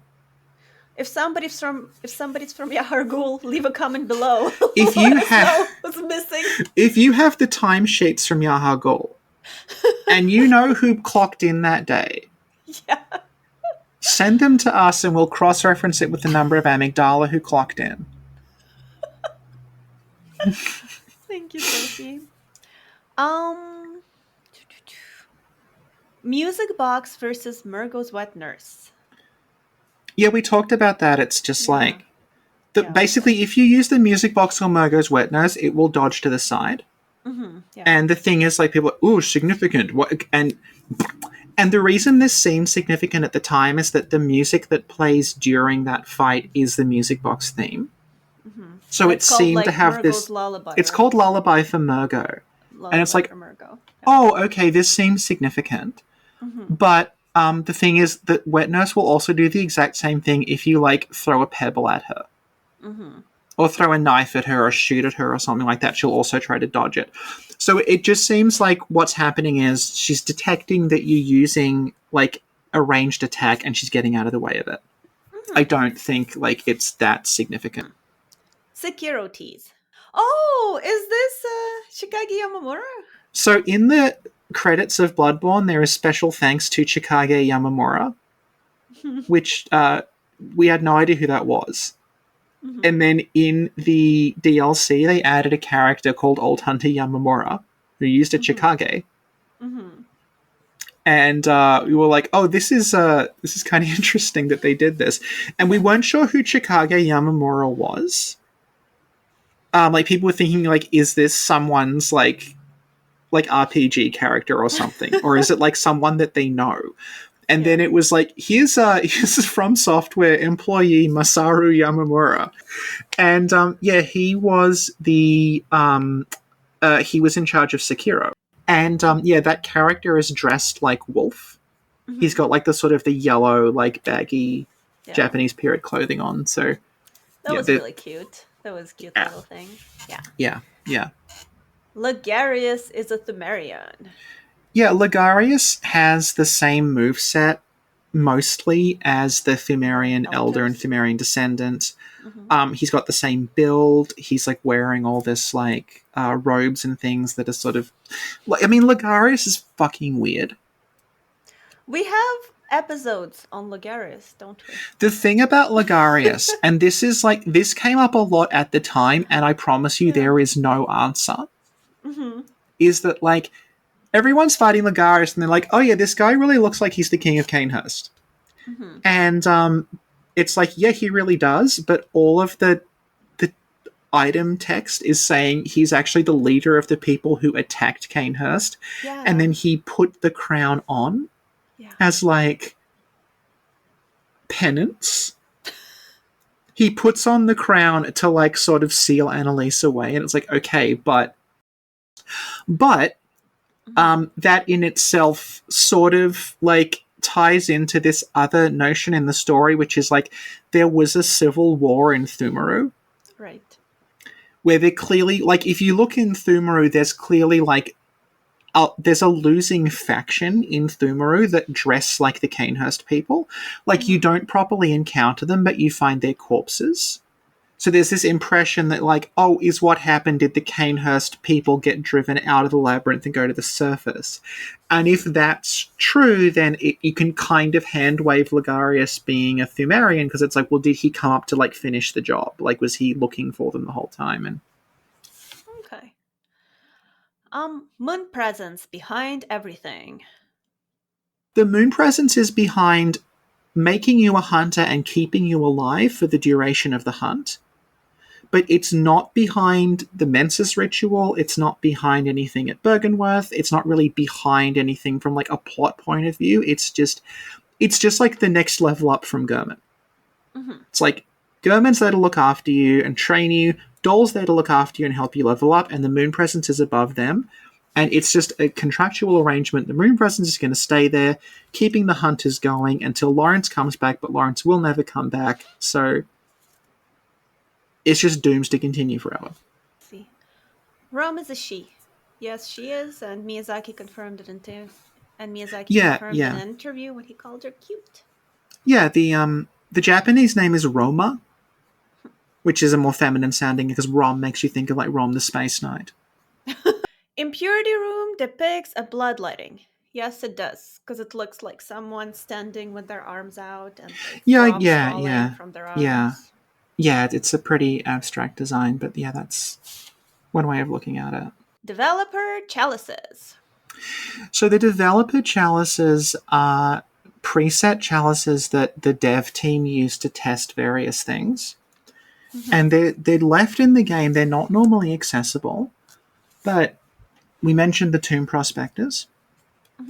Tomb Prospectors have access to like save game editors. They understand like all the hex values of everything, so they will make those chalices accessible, so you can enter them, and they have things in them that are just for testing purposes. So it's like the one I think most people will be familiar with is it's just every enemy in the game standing in a really long line. And that's just used for testing those enemies. So it's like including ones that aren't used. So like the pig monster is in there, all this other stuff. That's like a developer test dungeon. There's ones that are just like, because they're not designed for players to normally access, so they often won't have a way to actually get in or out.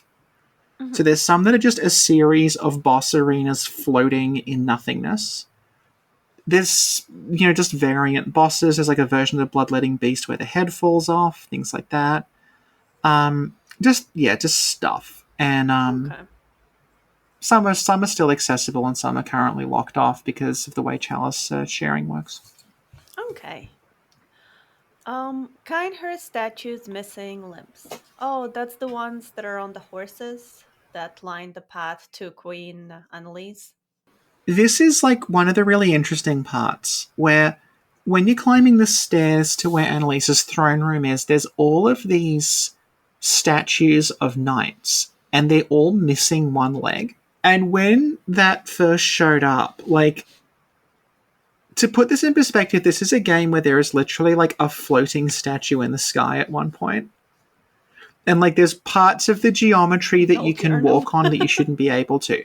So when that showed up, there was this question mark over like, is this a deliberate piece of storytelling or is this actually a glitch?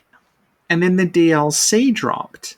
And the DLC mentioned that like, yeah, there's this belief that beasthood starts going up your right leg first. And it's like, oh, this is all starting to like, did they actually cut the knights' legs off to stop them becoming beasts?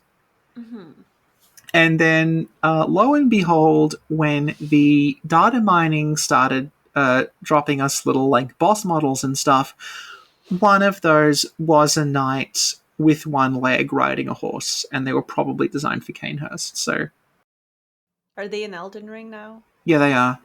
Amygdala region of the brain.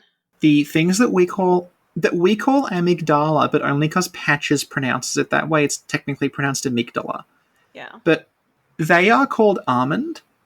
They're called armandos, like almonds, like armandos. When they were translating it, I think they didn't want to refer to this big scary thing as an almond. Well, the amygdala is almond shaped, so like the words are related. So, but yeah, it's the region of the brain that's like to do with fear. Yeah, like the limbic system.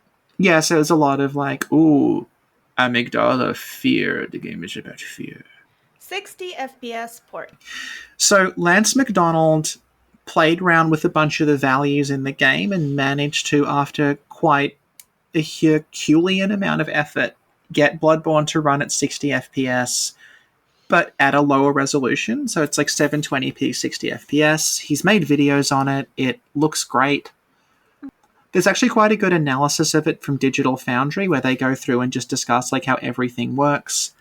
There's a write-up of it on Bloodborne Wiki if you want to read that in the near future. Excellent. Kindhurst portraits. Hi, Future Sophie here. I thought it's probably less hassle in the long run for me to just re-record this part than to subject you to Sin and I trying to describe pictures to each other over Discord. So starting with the portraits that we can positively ID, we have male and female versions of the Knight set, the Canehurst set, the Ghost Ladies, before they were ghosts, dead Demon Souls cosplayer from the Chalice Dungeons, and a Bell Maiden with an Instagram filter. Now on to the second set of characters where we have a reasonable idea who they're supposed to be, but they also don't one-to-one match anything in the retail build, so... Femme Thumerian Descendant, someone from the Healing Church who's also got a gold pendant, so probably Lawrence. The baby might be Ariana. The fact the woman is wearing a crown suggests that she might be the Queen of Canehurst and therefore Annalise, except that this lady might also be Annalise because she's wearing the same dress. And finally, the Timothy Chalamet-looking guy is the younger version of an unused boss called King Ghost Low Class. And that concludes the Canehurst portraits. Excellent. Yeah. And we finished this layer of the iceberg. Hooray! Yeah, and I'll be honest, Sophie, I have to go to sleep. So, Sin had to go to bed because it was almost midnight Canadian time, but luckily it is about 4 p.m. Australian time, so I'm just going to keep going and pick up where we left off, which was layer 6. So we're starting with Choir Orphanage to create great ones. So that's like... it's not really the point of the orphanage. The point of the orphanage is that it's where the kind of... the church would send, like, just human orphans. It would recruit them, or buy them, or however the hell you get orphans in Yharnam. It would send them there, and it would raise them to be, like, the next generation of thinker. So they're sort of in, like, an accelerated learning gifted kid program.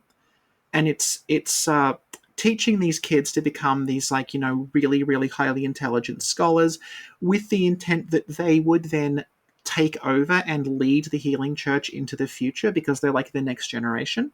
The Celestials that you run into, like, they could either be members of the choir who became Celestials, or they could also, in light of the DLC, they could have been patients who were experimented on. It's kind of unclear.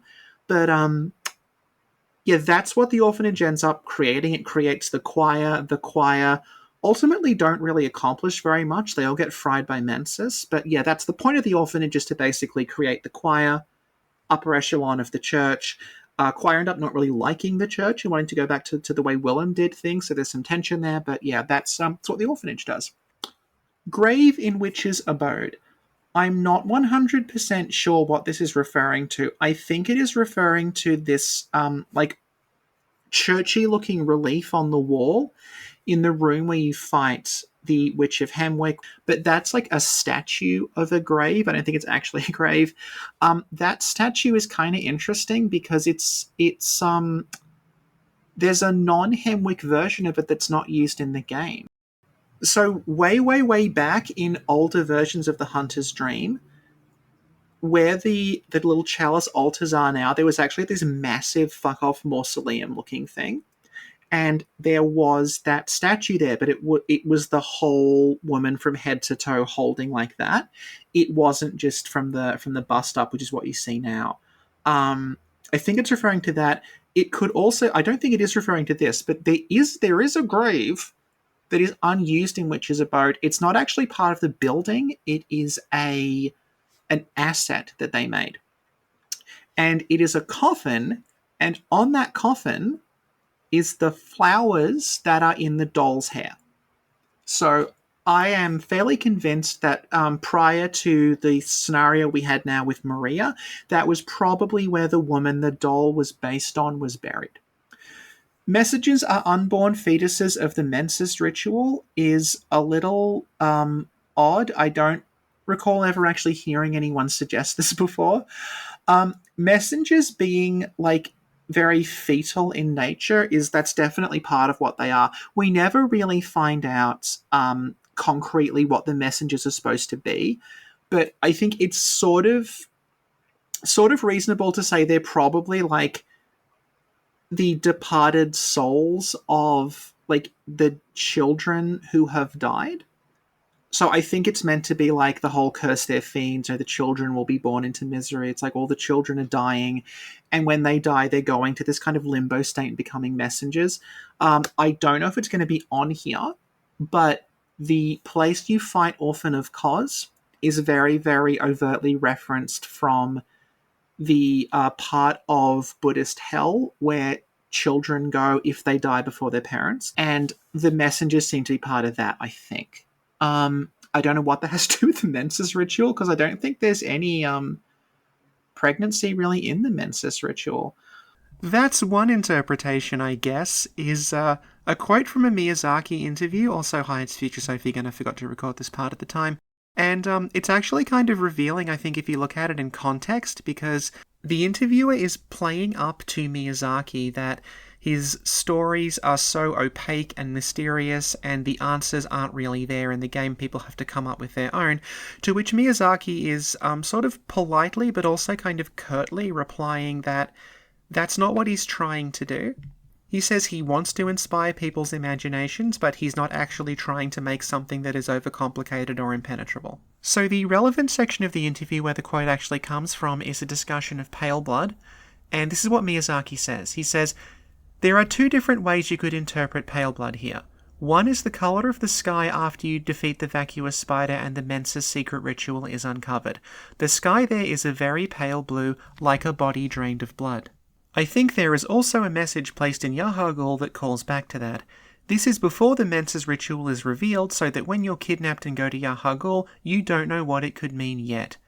Then, after the ritual, you could look at it again and it will dawn on you. This was my intention, but I have to admit it's probably a bit tough to pick up on. But either way, this leads to the interpretation that Seek Pale Blood refers to uncovering the ritual and putting a stop to it." The interviewer then replies, "What if it's the blood of the Great Ones?" And Miyazaki says, "Right, that's another interpretation." He then says that it could also be another name for the moon presence and that he wants to leave room open to players' imagination. So, obviously, authors don't get the final word on how their work is interpreted. And Bloodborne obviously has a lot of vagueness and ambiguity to it, and it is deliberately dreamlike and strange. But what this interview does tell you is that Bloodborne's story is not supposed to be this adversarial game of incomprehensible five-dimensional chess against the devious mastermind Hidetaka Miyazaki. Archibald is Parl is sort of, maybe, it just comes down to the fact that Dark Beast Parl drops the Spark Hunter badge, which mentions Archibald. So Parl could be Archibald, or could just be any random Spark Hunter. It's not really clear. They mentioned that Archibald researched beasts to try to recreate the sparks that he saw on the hide of them. So Archibald becoming Parl would sort of fit with that. If he maybe researched a little too much, a little too into being a dark beast, he becomes an electric type Pokemon. I don't know. But yeah, it could be Archibald. It could be literally any Spark Hunter. It could be someone who ate Archibald. I don't know. So, third guidance rune. Third guidance rune refers to the third tier of the guidance rune. You get one tier from the Crow in the Research Hall. You get a second tier from Ludwig. And the third tier is notable in that it exists in the game. You can use it. You can acquire it with a save game editor, but there is no way to acquire it outside of that. And the reason it became kind of infamous is that when the Old Hunters launched, they said in the guide that you could find the Guidance Rune Tier 3 in the Chalice Dungeons if you looked hard enough. And this led to a massive expedition featuring one D. McRedgrave, among others, to just go through the chalices looking for the Guidance Rune. It never shows up. It's not in the dungeon. You can't find it. The only way to get it is through editing. Warp chairs. Warp chairs are one of the many, many, many iterations of how checkpoints were going to work in Bloodborne. They're the one that I think was most completely finished before they went with lamps. they were a very interesting kind of checkpoint in that what you do is you would find these chairs and they would have like a phantom version of you sitting in them. You would go up to them and you would grab yourself weirdly by the shoulders and wake yourself up in the chair, and they would disappear and you'd sit in the chair. And the chair would then like astrally project you to the hunter's dream. So rather than like warping back and forth with lanterns, the implication is like your body remains in that chair and you're just going to the dream and then you're waking up back in the chair again. Old Yharnam Chapel statues. Okay, so we did mention this a little bit before. In Old Yharnam, in the area where you fight the blood-starved beast, there are two very interesting statues either side of the altar. So like the altar it's actually very similar to the altar in Hamwick. It's like the woman with the coffin below her. But either side of it, there are two very weird statues of question mark, what are they? They look like they're humanoid figures, but they have these enormous like snout-like noses that are on a slight angle. They kind of like they look like they have the face of like a pig, and they have these lumps on their head, and they're wearing these like robes and rags, and they don't quite look human. And what they are, we eventually realized, or at least, we sort of put two and two together, is that they are statues of Snuffles the Pig Beast. So presumably, like, the pig things was something to do with that old Yharnam chapel at one point. Like, maybe they were going to appear there. Maybe it was foreshadowing. We're not entirely sure. But that's what the statues seem to be representing. They're representing this, like, unused... and it seems similar, I think, to the way that the Canehurst statues represent a one-legged knight on horseback. Here we have these statues that are representing a sort of pig-like beast as opposed to the wolves that we mostly get. Paarl escaped from Yahar'gul. So this is a reference to when you escape Yahar'gul yourself, you go through a tunnel that has been dug like out of a cell that leads to where Paarl's corpse is. And there was a theory that like Paarl's actually the thing that tunneled through that. But like Paarl was in that cell, and either in the process of becoming a beast or after they became a beast, they literally just dug a massive tunnel out of the cell, and that's how you're escaping. And that sort of makes sense because it leads to where Paarl is. Lawrence is depicted in Canehurst is something that we covered on the previous tier of the iceberg. We don't have time to go into everything. There is actually a whole video on our channel about this, but basically the guy with the beard and the shoulder-length hair and the Healing Church medallion is Lawrence. So finally on this layer, we've got church giants who are controlled by choir bells. So the church giants are interesting in that like they seem to have been dug up from the Chalice dungeons. You find under Yosefka's clinic, there's these like giants patrolling, and they don't have any of the church stuff on them. Like they're not dressed like they're in the church, they're just dressed in bandages. But they've got these bells around their necks. And the ones in the dungeons don't. So you get this impression that like something about that bell is allowing them to like control how the giants behave. There's actually a lot of cut bell stuff in Bloodborne they ultimately don't use. The church servants, like the tall, pale-skinned ones, they have like an animation where they ring the bell around their neck that's never used.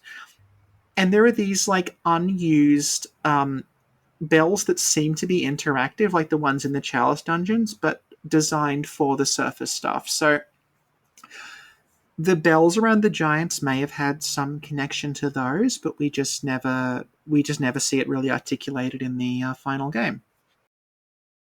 So we are now on tier 7, the Moon Presence tier. So how to pick up Fair Maidens. How to pick up Fair Maidens is a book that you find in the Hunter's Dream. And it's just like one of the sort of cover assets that they reuse over and over again. it's clearly some sort of in joke that they left in. But yeah, Gurman is apparently reading quite a lot of copies of How to Pick Up Fair Maidens. Yosefka was originally Murgo's wet nurse, so this goes way, way back to an alpha build of the game. And in that version of the game, there is an old lady where Yosefka is now, like in that clinic area. And she fulfills the role that Yosefka does now. She's like there, she gives you blood vials, she stands behind a door, she like sort of gives you information about what you should do next. But she looks like the wet nurse. Like she has like this shawl that goes on over her face. She's got very long arms, and she looks like, if you imagine there was a human version of the wet nurse, it would look like this woman.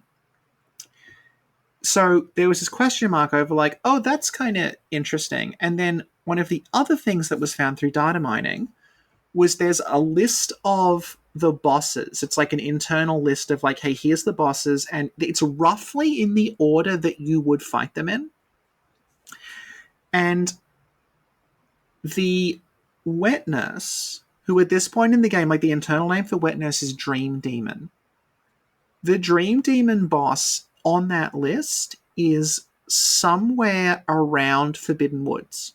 So it's not at the end of the game like it is now. It's in like the Forbidden Woods area. Doesn't mean it was in Forbidden Woods. It means it's fought around the time you fight other things in Forbidden Woods. And that actually lines up entirely with when you go back into the clinic. So the theory is that, like, before we had the Yosefka that we have now and the imposter coming in and, like, turning the people into Celestials, the reveal for the clinic would be that you'd go back in and you'd find that, like, the old lady who rescued you at the start of the game is actually this weird, like, wet nurse monster dream thing. And you'd encounter her there, rather than her being the endgame boss. Clock Tower Hunter Badge is just a reference to an unused item. It looks like it was made for the DLC, and we're assuming that when you got that, it would have unlocked items to do with Maria because she is the Clock Tower Hunter, so that would have been like the Rakuyo and Maria set. If you look at the game now, there's really no point in that existing because you get Maria set by beating Maria, and they put the Rakuyo at the bottom of the well. So I'm assuming that when they decided to put the Rakuyo at the bottom of the well, they figured, well, there's no point in having the badge then because you find the Rakuyo in the well. So no Clock Tower Hunter badge. That's all.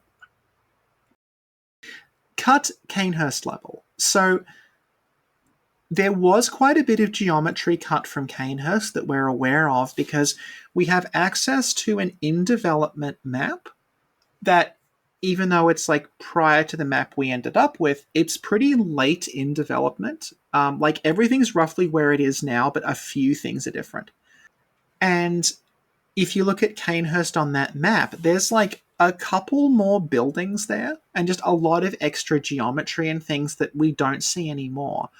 But there's no like notes that really tell you what it is. You also notice actually when you go to Canehurst in the game, when you go through the big front door with the carving on it, if you turn to the left, you enter the dining room. If you turn to the right, there's nothing.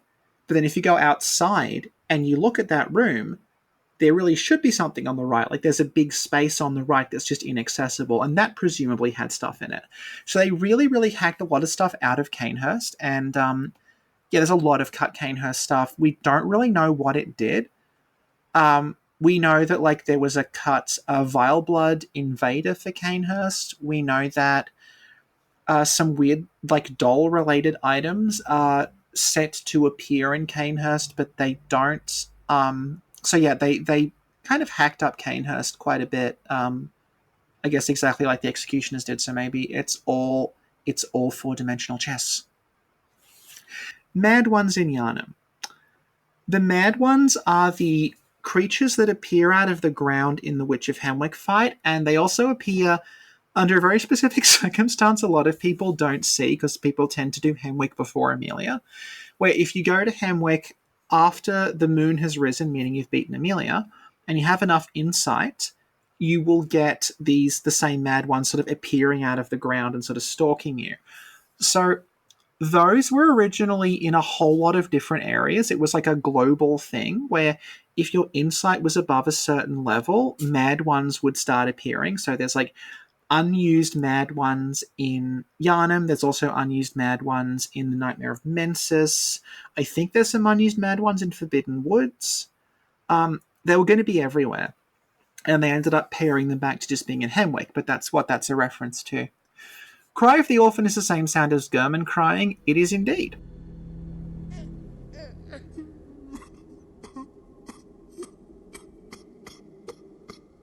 That is torturing Gurman. There's a line from the doll when you defeat the orphan where she mentions, like, oh, Gurman, I've never known him to sleep soundly, but he's sleeping soundly now. And that only happens if you beat the orphan, but it has to be before the workshop's on fire, because otherwise the doll will say, go to the foot of the tree. The choir wants to stop the Menses ritual. Yes, they do, because they're not stupid. The choir are very, very aware of what the Menses ritual will do. They are very, very wary of essentially proceeding too quickly. That's part of why, like, they dress a bit like they're from Bergenworth, because Willem's whole approach to this, like, you have to absolutely master all of this weird eldritch shit and really understand it before you can start messing with it or something will go wrong. And the choir adopt that. So the choir basically spend all day meditating and looking at the sky and trying to get in tune with the cosmos and everything, exactly like Willem is doing from his chair. And consequently, they're very aware that Mikolash and his more radical, I guess, members of the School of Mensis, that their approach is basically just like, kill Rom, Red Moon happens, and they know that's going to happen, and they don't want it to because they know it will kill them all. And that's why, for example, Yuri is at Bergenworth. She's trying to stop you getting to Rom because she doesn't want the Red Moon to happen. It's why there's a guy in the Nightmare of Mensis called Edgar. He is a choir spy who is like infiltrating Mensis to try to like figure out what's going on and stop it. It's why you find like dead choir members in Yahagul who have been tortured because, again, like Mensis and the choir are having this behind the scenes sort of war going on because the choir is trying to stop Mensis performing its ritual. The music box plays Murgo's Lullaby. The tune that is played when you use the music box item is also the tune that plays when you're fighting Murgo's wet nurse, and it's also the tune that plays over part of the closing credits, and its name is Lullaby for Murgo. So there was a lot of speculation about, like, well, hang on, why does Gascoigne have this music box that plays this song that seems to be intended for the child of a great one? Like, were his family, like, very high up in the healing church? Was Viola connected to the School of Mensis? Like, what's really going on here? There was a lot of, like, oh, that devilish Miyazaki and his four-dimensional chess, like, we'll never understand it. And as in pretty much every incidence of that, it doesn't fucking mean anything. We have access to old-ish, but not very old builds of the game, and Gascoigne does not have a music box. He does not have a wife. He does not have children or any of that. All that stuff about Gascoigne's family and the music box is added like very, very late in the day. Viola's corpse is literally the doll's model with a different texture. We have no idea what the music box's original use was, but it looks like this is just assets they had, and they kind of remixed them to make this scenario with Gascoigne's family and a music box that calmed him down, and that was the music box track that they had. I don't think it actually means anything beyond that. Oh, something else about Viola and Gascoigne. Viola's brooch, again, this is about recycled assets. Viola's brooch is the brooch from the Canehurst Knight set. And again, like, you can view that in two ways. You can view it as, like, Viola was secretly from Canehurst and that's how she has access to all this stuff. Or you can view it as, like, Viola didn't exist until just pretty late in the day, and they needed an item, and they had that graphic, and they gave it to Viola. So I don't think it actually really signifies anything. I think it's a reused asset. Hi, Future Sophie here. I forgot to mention roaming bosses. So, roaming bosses are a chalice dungeon mechanic that is pretty much exactly what it sounds like. It means that there are boss enemies walking around the chalice dungeons as if they are just a regular mob. They have fewer hit points than the boss version normally would, and they also don't respawn. The 5 flavours of roaming boss are Abhorrent Beast, Blood-Starved Beast, Fumarian Descendant, Fumarian Elder, and Watchdog of the Old Lords. Hunter's Nightmare, Buddhist Hell. Yep, the area where you fight Ludwig is modelled on it's just called the River of Blood. It's a place in Buddhist Hell where people are sent to be tortured. They stay in a river of blood. The corpses reaching out of the river is pretty much a direct lift from the way it's depicted on Hell Scrolls. And Ludwig's form as this massive horse monster is also lifted from that, because one of the things that happens to people in Buddhist Hell is that they are tortured by this horse-faced monster, literally called Horseface. That's why Ludwig presumably takes the horse form. And later on, when we go into the fishing hamlet area, that is like where children who die before their parents are sent into this sort of like limbo state, and they stack little towers of stones. And you'll notice that all around that area, there's these little towers of shells that look like the towers of stones. And if you want to get hyper-specific, that depiction is itself taken from a 1960 movie called Jigoku, which is about someone traveling to the underworld being led by a crying child. All 2,300 dungeons explored. Yeah, they did that. So the way that the procedural generation of dungeons works in Bloodborne is it's a little more brute force and less random than it initially appears. Like, you're not really getting that much variation. There's actually just a set of like pre-made dungeons it's pulling from, and then it's sort of pseudo-randomizing what's in them. But yeah, that means essentially that there's only 2,300 variants of each dungeon possible in Bloodborne. So the Tomb Prospectors sat down and they just very methodically mapped out all of them, listing everything that's in them, and it's in a big Excel table. So if you ever want to know what's in any dungeon, you can just head over to the Tomb Prospectors and they will just give you a database that tells you everything. Flaming Giant is an interesting one because it's something that a lot of people have seen but never encountered, because it was in the promo art. It was this like one of the giant bosses from the Chalices, but its weapons had a flame. It had those like big knife arms, and it had a flame effect applied to them. It was not in the game for a long time. No one could figure out where it was. And people just kind of forgot about it, but the Tomb Prospectors, being the Tomb Prospectors, set out to find it. And they did. It's like it's in like one of the 2,300 dungeons. There is this giant with the flaming weapons in the oil swamp. So Canehurst Knight, I don't know what it's referring to, because there's quite a lot of Canehurst Knights in the game. There's one in the promo material who is invading you in Canehurst and stabbing you with a Rider Palish. That character doesn't appear in the game anymore, but the parameters for them are there. And there's also a note from Miyazaki on the development map that mentions like the character who invades you in Canehurst needs to fight you in that bridge, because it's a narrow enclosed space, and that means that the character having thrusting weapons and a gun fits very well, makes them more challenging. There is the Demon Souls armor sets that are slumped against the walls in the Chalice dungeons. You never see any actual NPCs wearing them, but they are depicted in the Canehurst portraits.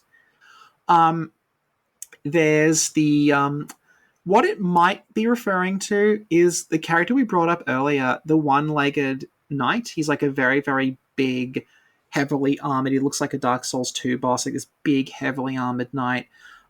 We just assume they're for Canehurst just because of the design of them fits with Canehurst, but I don't think they're ever specifically linked there beyond aesthetics. But yeah, they're pretty obviously a Kanehurst thing. All right, we are now on the final layer of the iceberg, the Ebrietas layer. Okay, so Demon Souls 3. I think for Demon Souls 3 to exist, there needs to have been a Demon Souls 2. Bloodborne is like, it's very, very Demon Souls-esque. The more you look at it, particularly the further back in development you go, the more it's like, yeah, this was intended as a sequel in some sense to Demon Souls. I don't think it was ever going to be called Demon Souls 2. It doesn't play anything like Demon Souls, even early versions of the game. It's always been that, like, you're wearing, like, light armor, dodging things, fighting fast, like, beast enemies. You're not, like, a big heavy knight fighting other big heavy knights and, like, big fat demons that you strafe around and hit in the ass over and over again. It's going to be, like, this fast, like, character action style combat. But the further back you go in development, you start seeing like all of these links. Like some of them are still there, and some of them got removed. The most like the ones that are still there, you have like the Demon Souls armor set that's like slumped against the walls in the Chalice dungeons. But you've also got like the way that Demon Souls is about this like eldritch worm being that descends out of the sky that's referred to as the Old One. That's like very close to like the Great Ones being summoned in Bloodborne. The further back you go, you see like, oh, that beach at the end of Demon Souls where you meet the Old One, they kind of recreated that. And you have like Gascoigne saying Umbasa when he defeats you. Other examples are things like it used the way Demon Souls use these weird runes to denote stats instead of just having like strength, dexterity, whatever next to them. Bloodborne did that in early versions. One of the early checkpoint designs was close to like the way that Demon Souls used Archstone. So there's like a lot of continuity there. Like I said, I don't think it was ever going to be called Demon Souls 2 because it's nothing like Demon Souls, but there's a definite continuity there that's like they exist independently, but it's the same universe carried on. Specifically post-ROM, like... I mean, the weirdest thing is, frankly, that you kill ROM at all. Because you're not really... I would think more in terms of, like, post-Amelia plot holes, because leading up to Vicar Amelia, you have a very clearly defined goal, which is, like, go to the healing church, figure out what pale blood is. So you go there, you don't figure out what pale blood is, and then you just leave. You just leave, and what ends up happening is like you go to Bergenworth because a door has opened, and like yes, Alfred mentions Bergenworth, and Lawrence's memory mentions Bergenworth, but you're not really given like that much of a reason to go there beyond like it's important to the church. So like the pale blood thing is kind of dropped and you just start investigating things, which is like it's a little weird. You just go to Forbidden Woods and you just go to Bergenworth, and then basically from that point onward the plot progresses because a door opens. Like you kill Rom for no reason, and then you go to Yahar'gul because a door opens and you go inside and you get this message that's like seek the nightmare newborn, and it's like that's all you get. That's your entire motivation. Is who even said that? It's just appears in your brain apparently, seek the nightmare newborn. Like stuff just happens and like it's not a problem at all. I don't think it hurts the game, but like if you sit down and try to like figure out why all this shit is exactly happening, it doesn't exactly like, because it's more about like Bloodborne is all about like the themes it's engaging with, the ideas it's engaging with, and the plot such as it is like a scaffold on which to build those. So the fact that a lot of things just kind of happen is like I think it doesn't really matter. But yeah. All right. So, Erden metaphor for Minamata disease. So, this is to do with Mercury.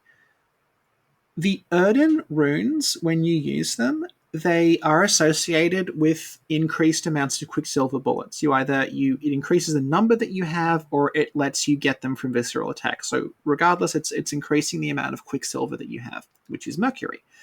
So Minamata disease refers to a fairly horrible incident that occurred in Japan, where there's a river that was there was a village that was downriver from somewhere where there was a lot of mercury being dumped.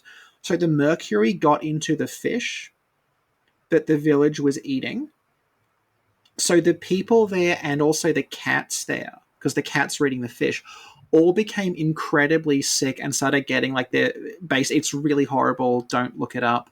What mercury does to you if you get lots of it in your system. So Erden is kind of like that. It's kind of getting like mercury in your system.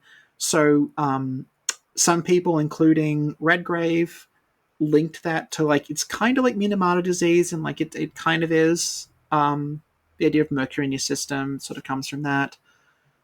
I don't know if it like you can really say it's a metaphor for Minamata disease, because it's not really a disease in Bloodborne. It's just a way of getting more ammunition. But the idea of like, I think the term is biomagnification, when like substances get in an ecosystem and then they start kind of condensing as they go up the food chain. It's like that.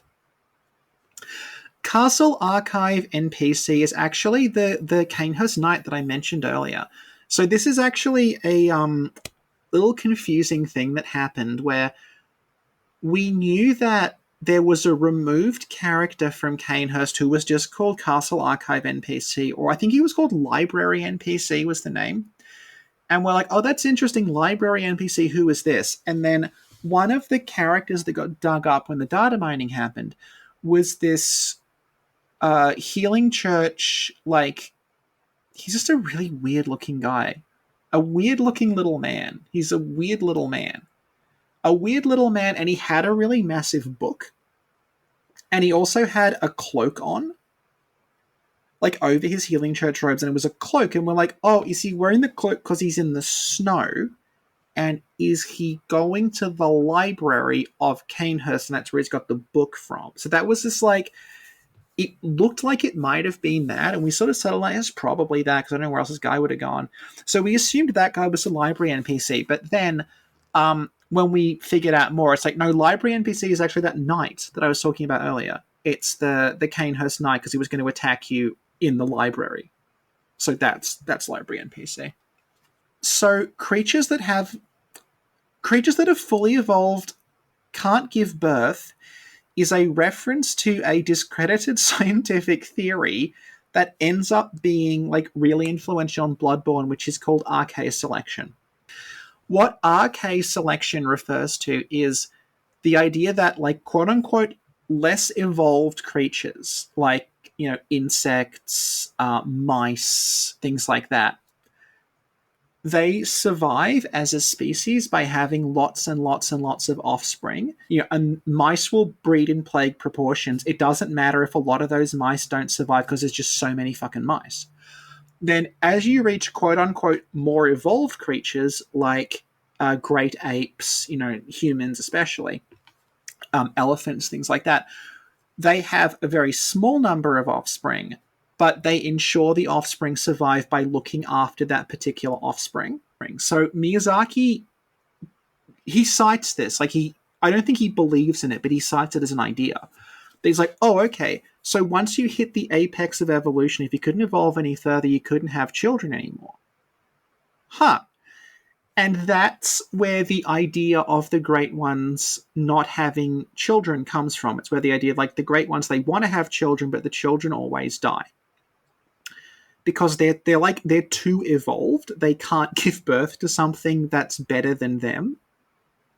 That's like sort of the tension and the contradiction at the heart of the Great Ones that sort of makes them interesting, is like they've achieved like perfection, but then they suddenly can't have something that everything else has, and that's what leads to this, like, they realize they're incomplete and there's some sort of loss to them because they have no means of having children. And yeah, this all comes from this RK selection theory that Miyazaki kind of ran with and dramatized to do the Great One stuff. Lawrence was originally your friend, plot about finding him. So we have to be kind of a little clear here that, like, it's not that Lawrence, the first vicar, was your friend, it's that you had a friend called Lawrence. So, in this earlier version of Bloodborne, which, like, frankly was not that much earlier, like, they rewrote a lot of this game very, very, very close to release. In this earlier version of Bloodborne, you would have come to Yharnam with your friend whose name was Lawrence. And you would have gotten the blood ministration. And then when you woke up from the ministration, Lawrence has disappeared. And instead of there being the note saying, seek pale blood to transcend the hunt in a familiar hand, it would have been a note from Lawrence. And instead of saying seek pale blood, it would have said, seek the blood of a sage. So what would then happen is you would be told by various people throughout Yharnam, like the equivalents, like they move the NPCs around, but the equivalent of like the narrow-minded man and Gilbert and Yosefka, they're like, oh yeah, your friend Lawrence came by here early. He said he was looking for something. And like, oh, your friend Lawrence left like a week ago. And oh, your friend Lawrence is looking for something. And it would become about like the driving force of the plot, giving you something to work toward. Instead of being seek pale blood, it would be figure out what happened to Lawrence. And you'd be retracing Lawrence's footsteps throughout Yharnam to figure out what happened. And like I said, that version of the game, like we sort of have it, but it's an incomplete build that was used at a game show. So whether they finished this, where it was going, we have zero idea. It may never have been finished, but they definitely got as far as recording dialogue for it of people saying, like, I don't know where Lawrence is. Oh, Lawrence went this way. So it seems to have gotten reasonably far in development. I don't know why they would have bothered recording, like, all this Lawrence dialogue for a character they weren't going to use. But yeah, they ended up scrapping that, and Lawrence became the name of the vicar of the healing church instead of your friend. Lake of Mud is, against one of those things that happens a lot in fandoms like this, where we mentioned earlier, like, the names of enemies became distorted because people came up with a fan name that then stuck because people thought it was the official name. So the Lake of Mud refers to, like I was saying earlier, the beach area from the end of Demon Souls. It's kind of recreated in Bloodborne as an arena that you would fight the moon presence in. And what happened was Lance MacDonald restored it, and he didn't have a name for it. So he called it the Lake of Mud to give it a name. And the problem is that because Micolash has a line where he talks about the Grand Lake of Mud, people thought that Lance's name was the official one, and Micolash was talking about that. And no, okay, God, we talked about translation differences. Micolash is not actually saying in Japanese the Grand Lake of Mud. Mikolash's line in English is the Grand Lake of Mud hidden now from sight, which makes it sound like there is a lake of mud that's being hidden from you. But the Japanese is more like the Grand Lake is hidden from sight by the mud, as in like there is this beautiful reflective clear lake that represents enlightenment, but there's this mud that is caked onto the top of it and floating on the surface, so we can't see through the mud into the lake. That's what he's meaning.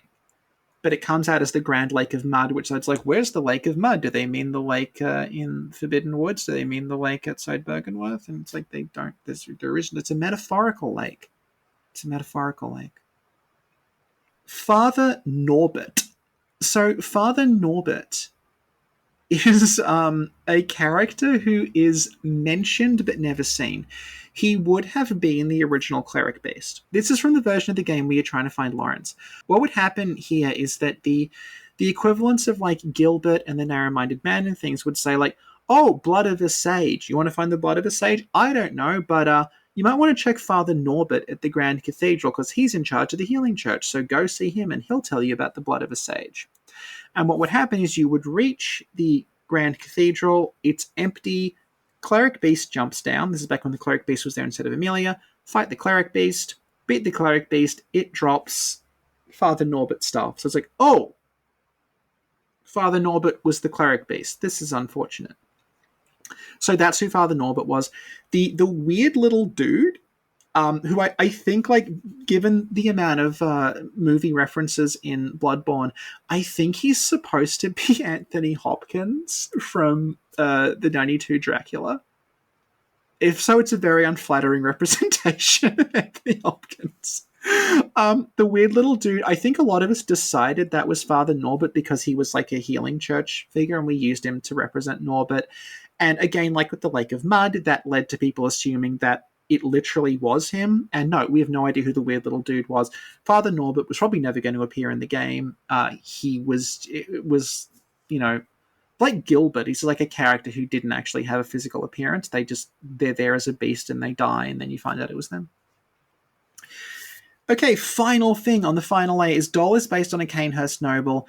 This is like, I don't know why this is so far down, because this is something that, like, it was kind of before we even had a Lady Maria. It's like we were talking about this at the time, that, like, the way that the doll is dressed is, like, really, like, there's a lot of Canehurst, like, influences on that design. It's also, like, her having this, like, silver hair is very Canehurst. Her use of blood is very Canehurst. Like, the way that you kneel in front of her and she takes the blood is, like, very similar to the way you kneel in front of Annalise. Basically, before there was a Lady Maria, we were able to figure out, like, yeah, the doll is based on someone from Canehurst, and it's got something to do with Gurman's Apprentice, and then the DLC drops, and it's just based on Gurman's Apprentice from Canehurst. One more appearance from future Sophie, thanking you for joining me on this epic trek through the Bloodborne Iceberg. Thank you for making it all the way to the end. I know I was wondering if I would make it all the way to the end at certain points. As I'm recording this, it's the 22nd of March, which means that Return to Yharnam will be in 48 hours. For those of you who don't know, Return to Yharnam is a yearly event in which people are encouraged to make a new Bloodborne character, play through the game again, and just engage in as much online activity as possible. So rate messages, leave messages, co-op, summon, invade, do whatever you want, and just kind of get that place active again. We do this every year. Another thing that we like to do during Return to Yharnam is raise money for the Bloodborne Wiki. Bloodborne Wiki is by far the most exhaustive resource of Bloodborne information that you can possibly find. It is owned and operated by one person who does not run ads on the site and thus has to pay for the hosting costs out of her own pocket. If you want to chip in to help cover hosting costs, you can do it at coffee.com/Mephistophea. Thank you for listening, and good night.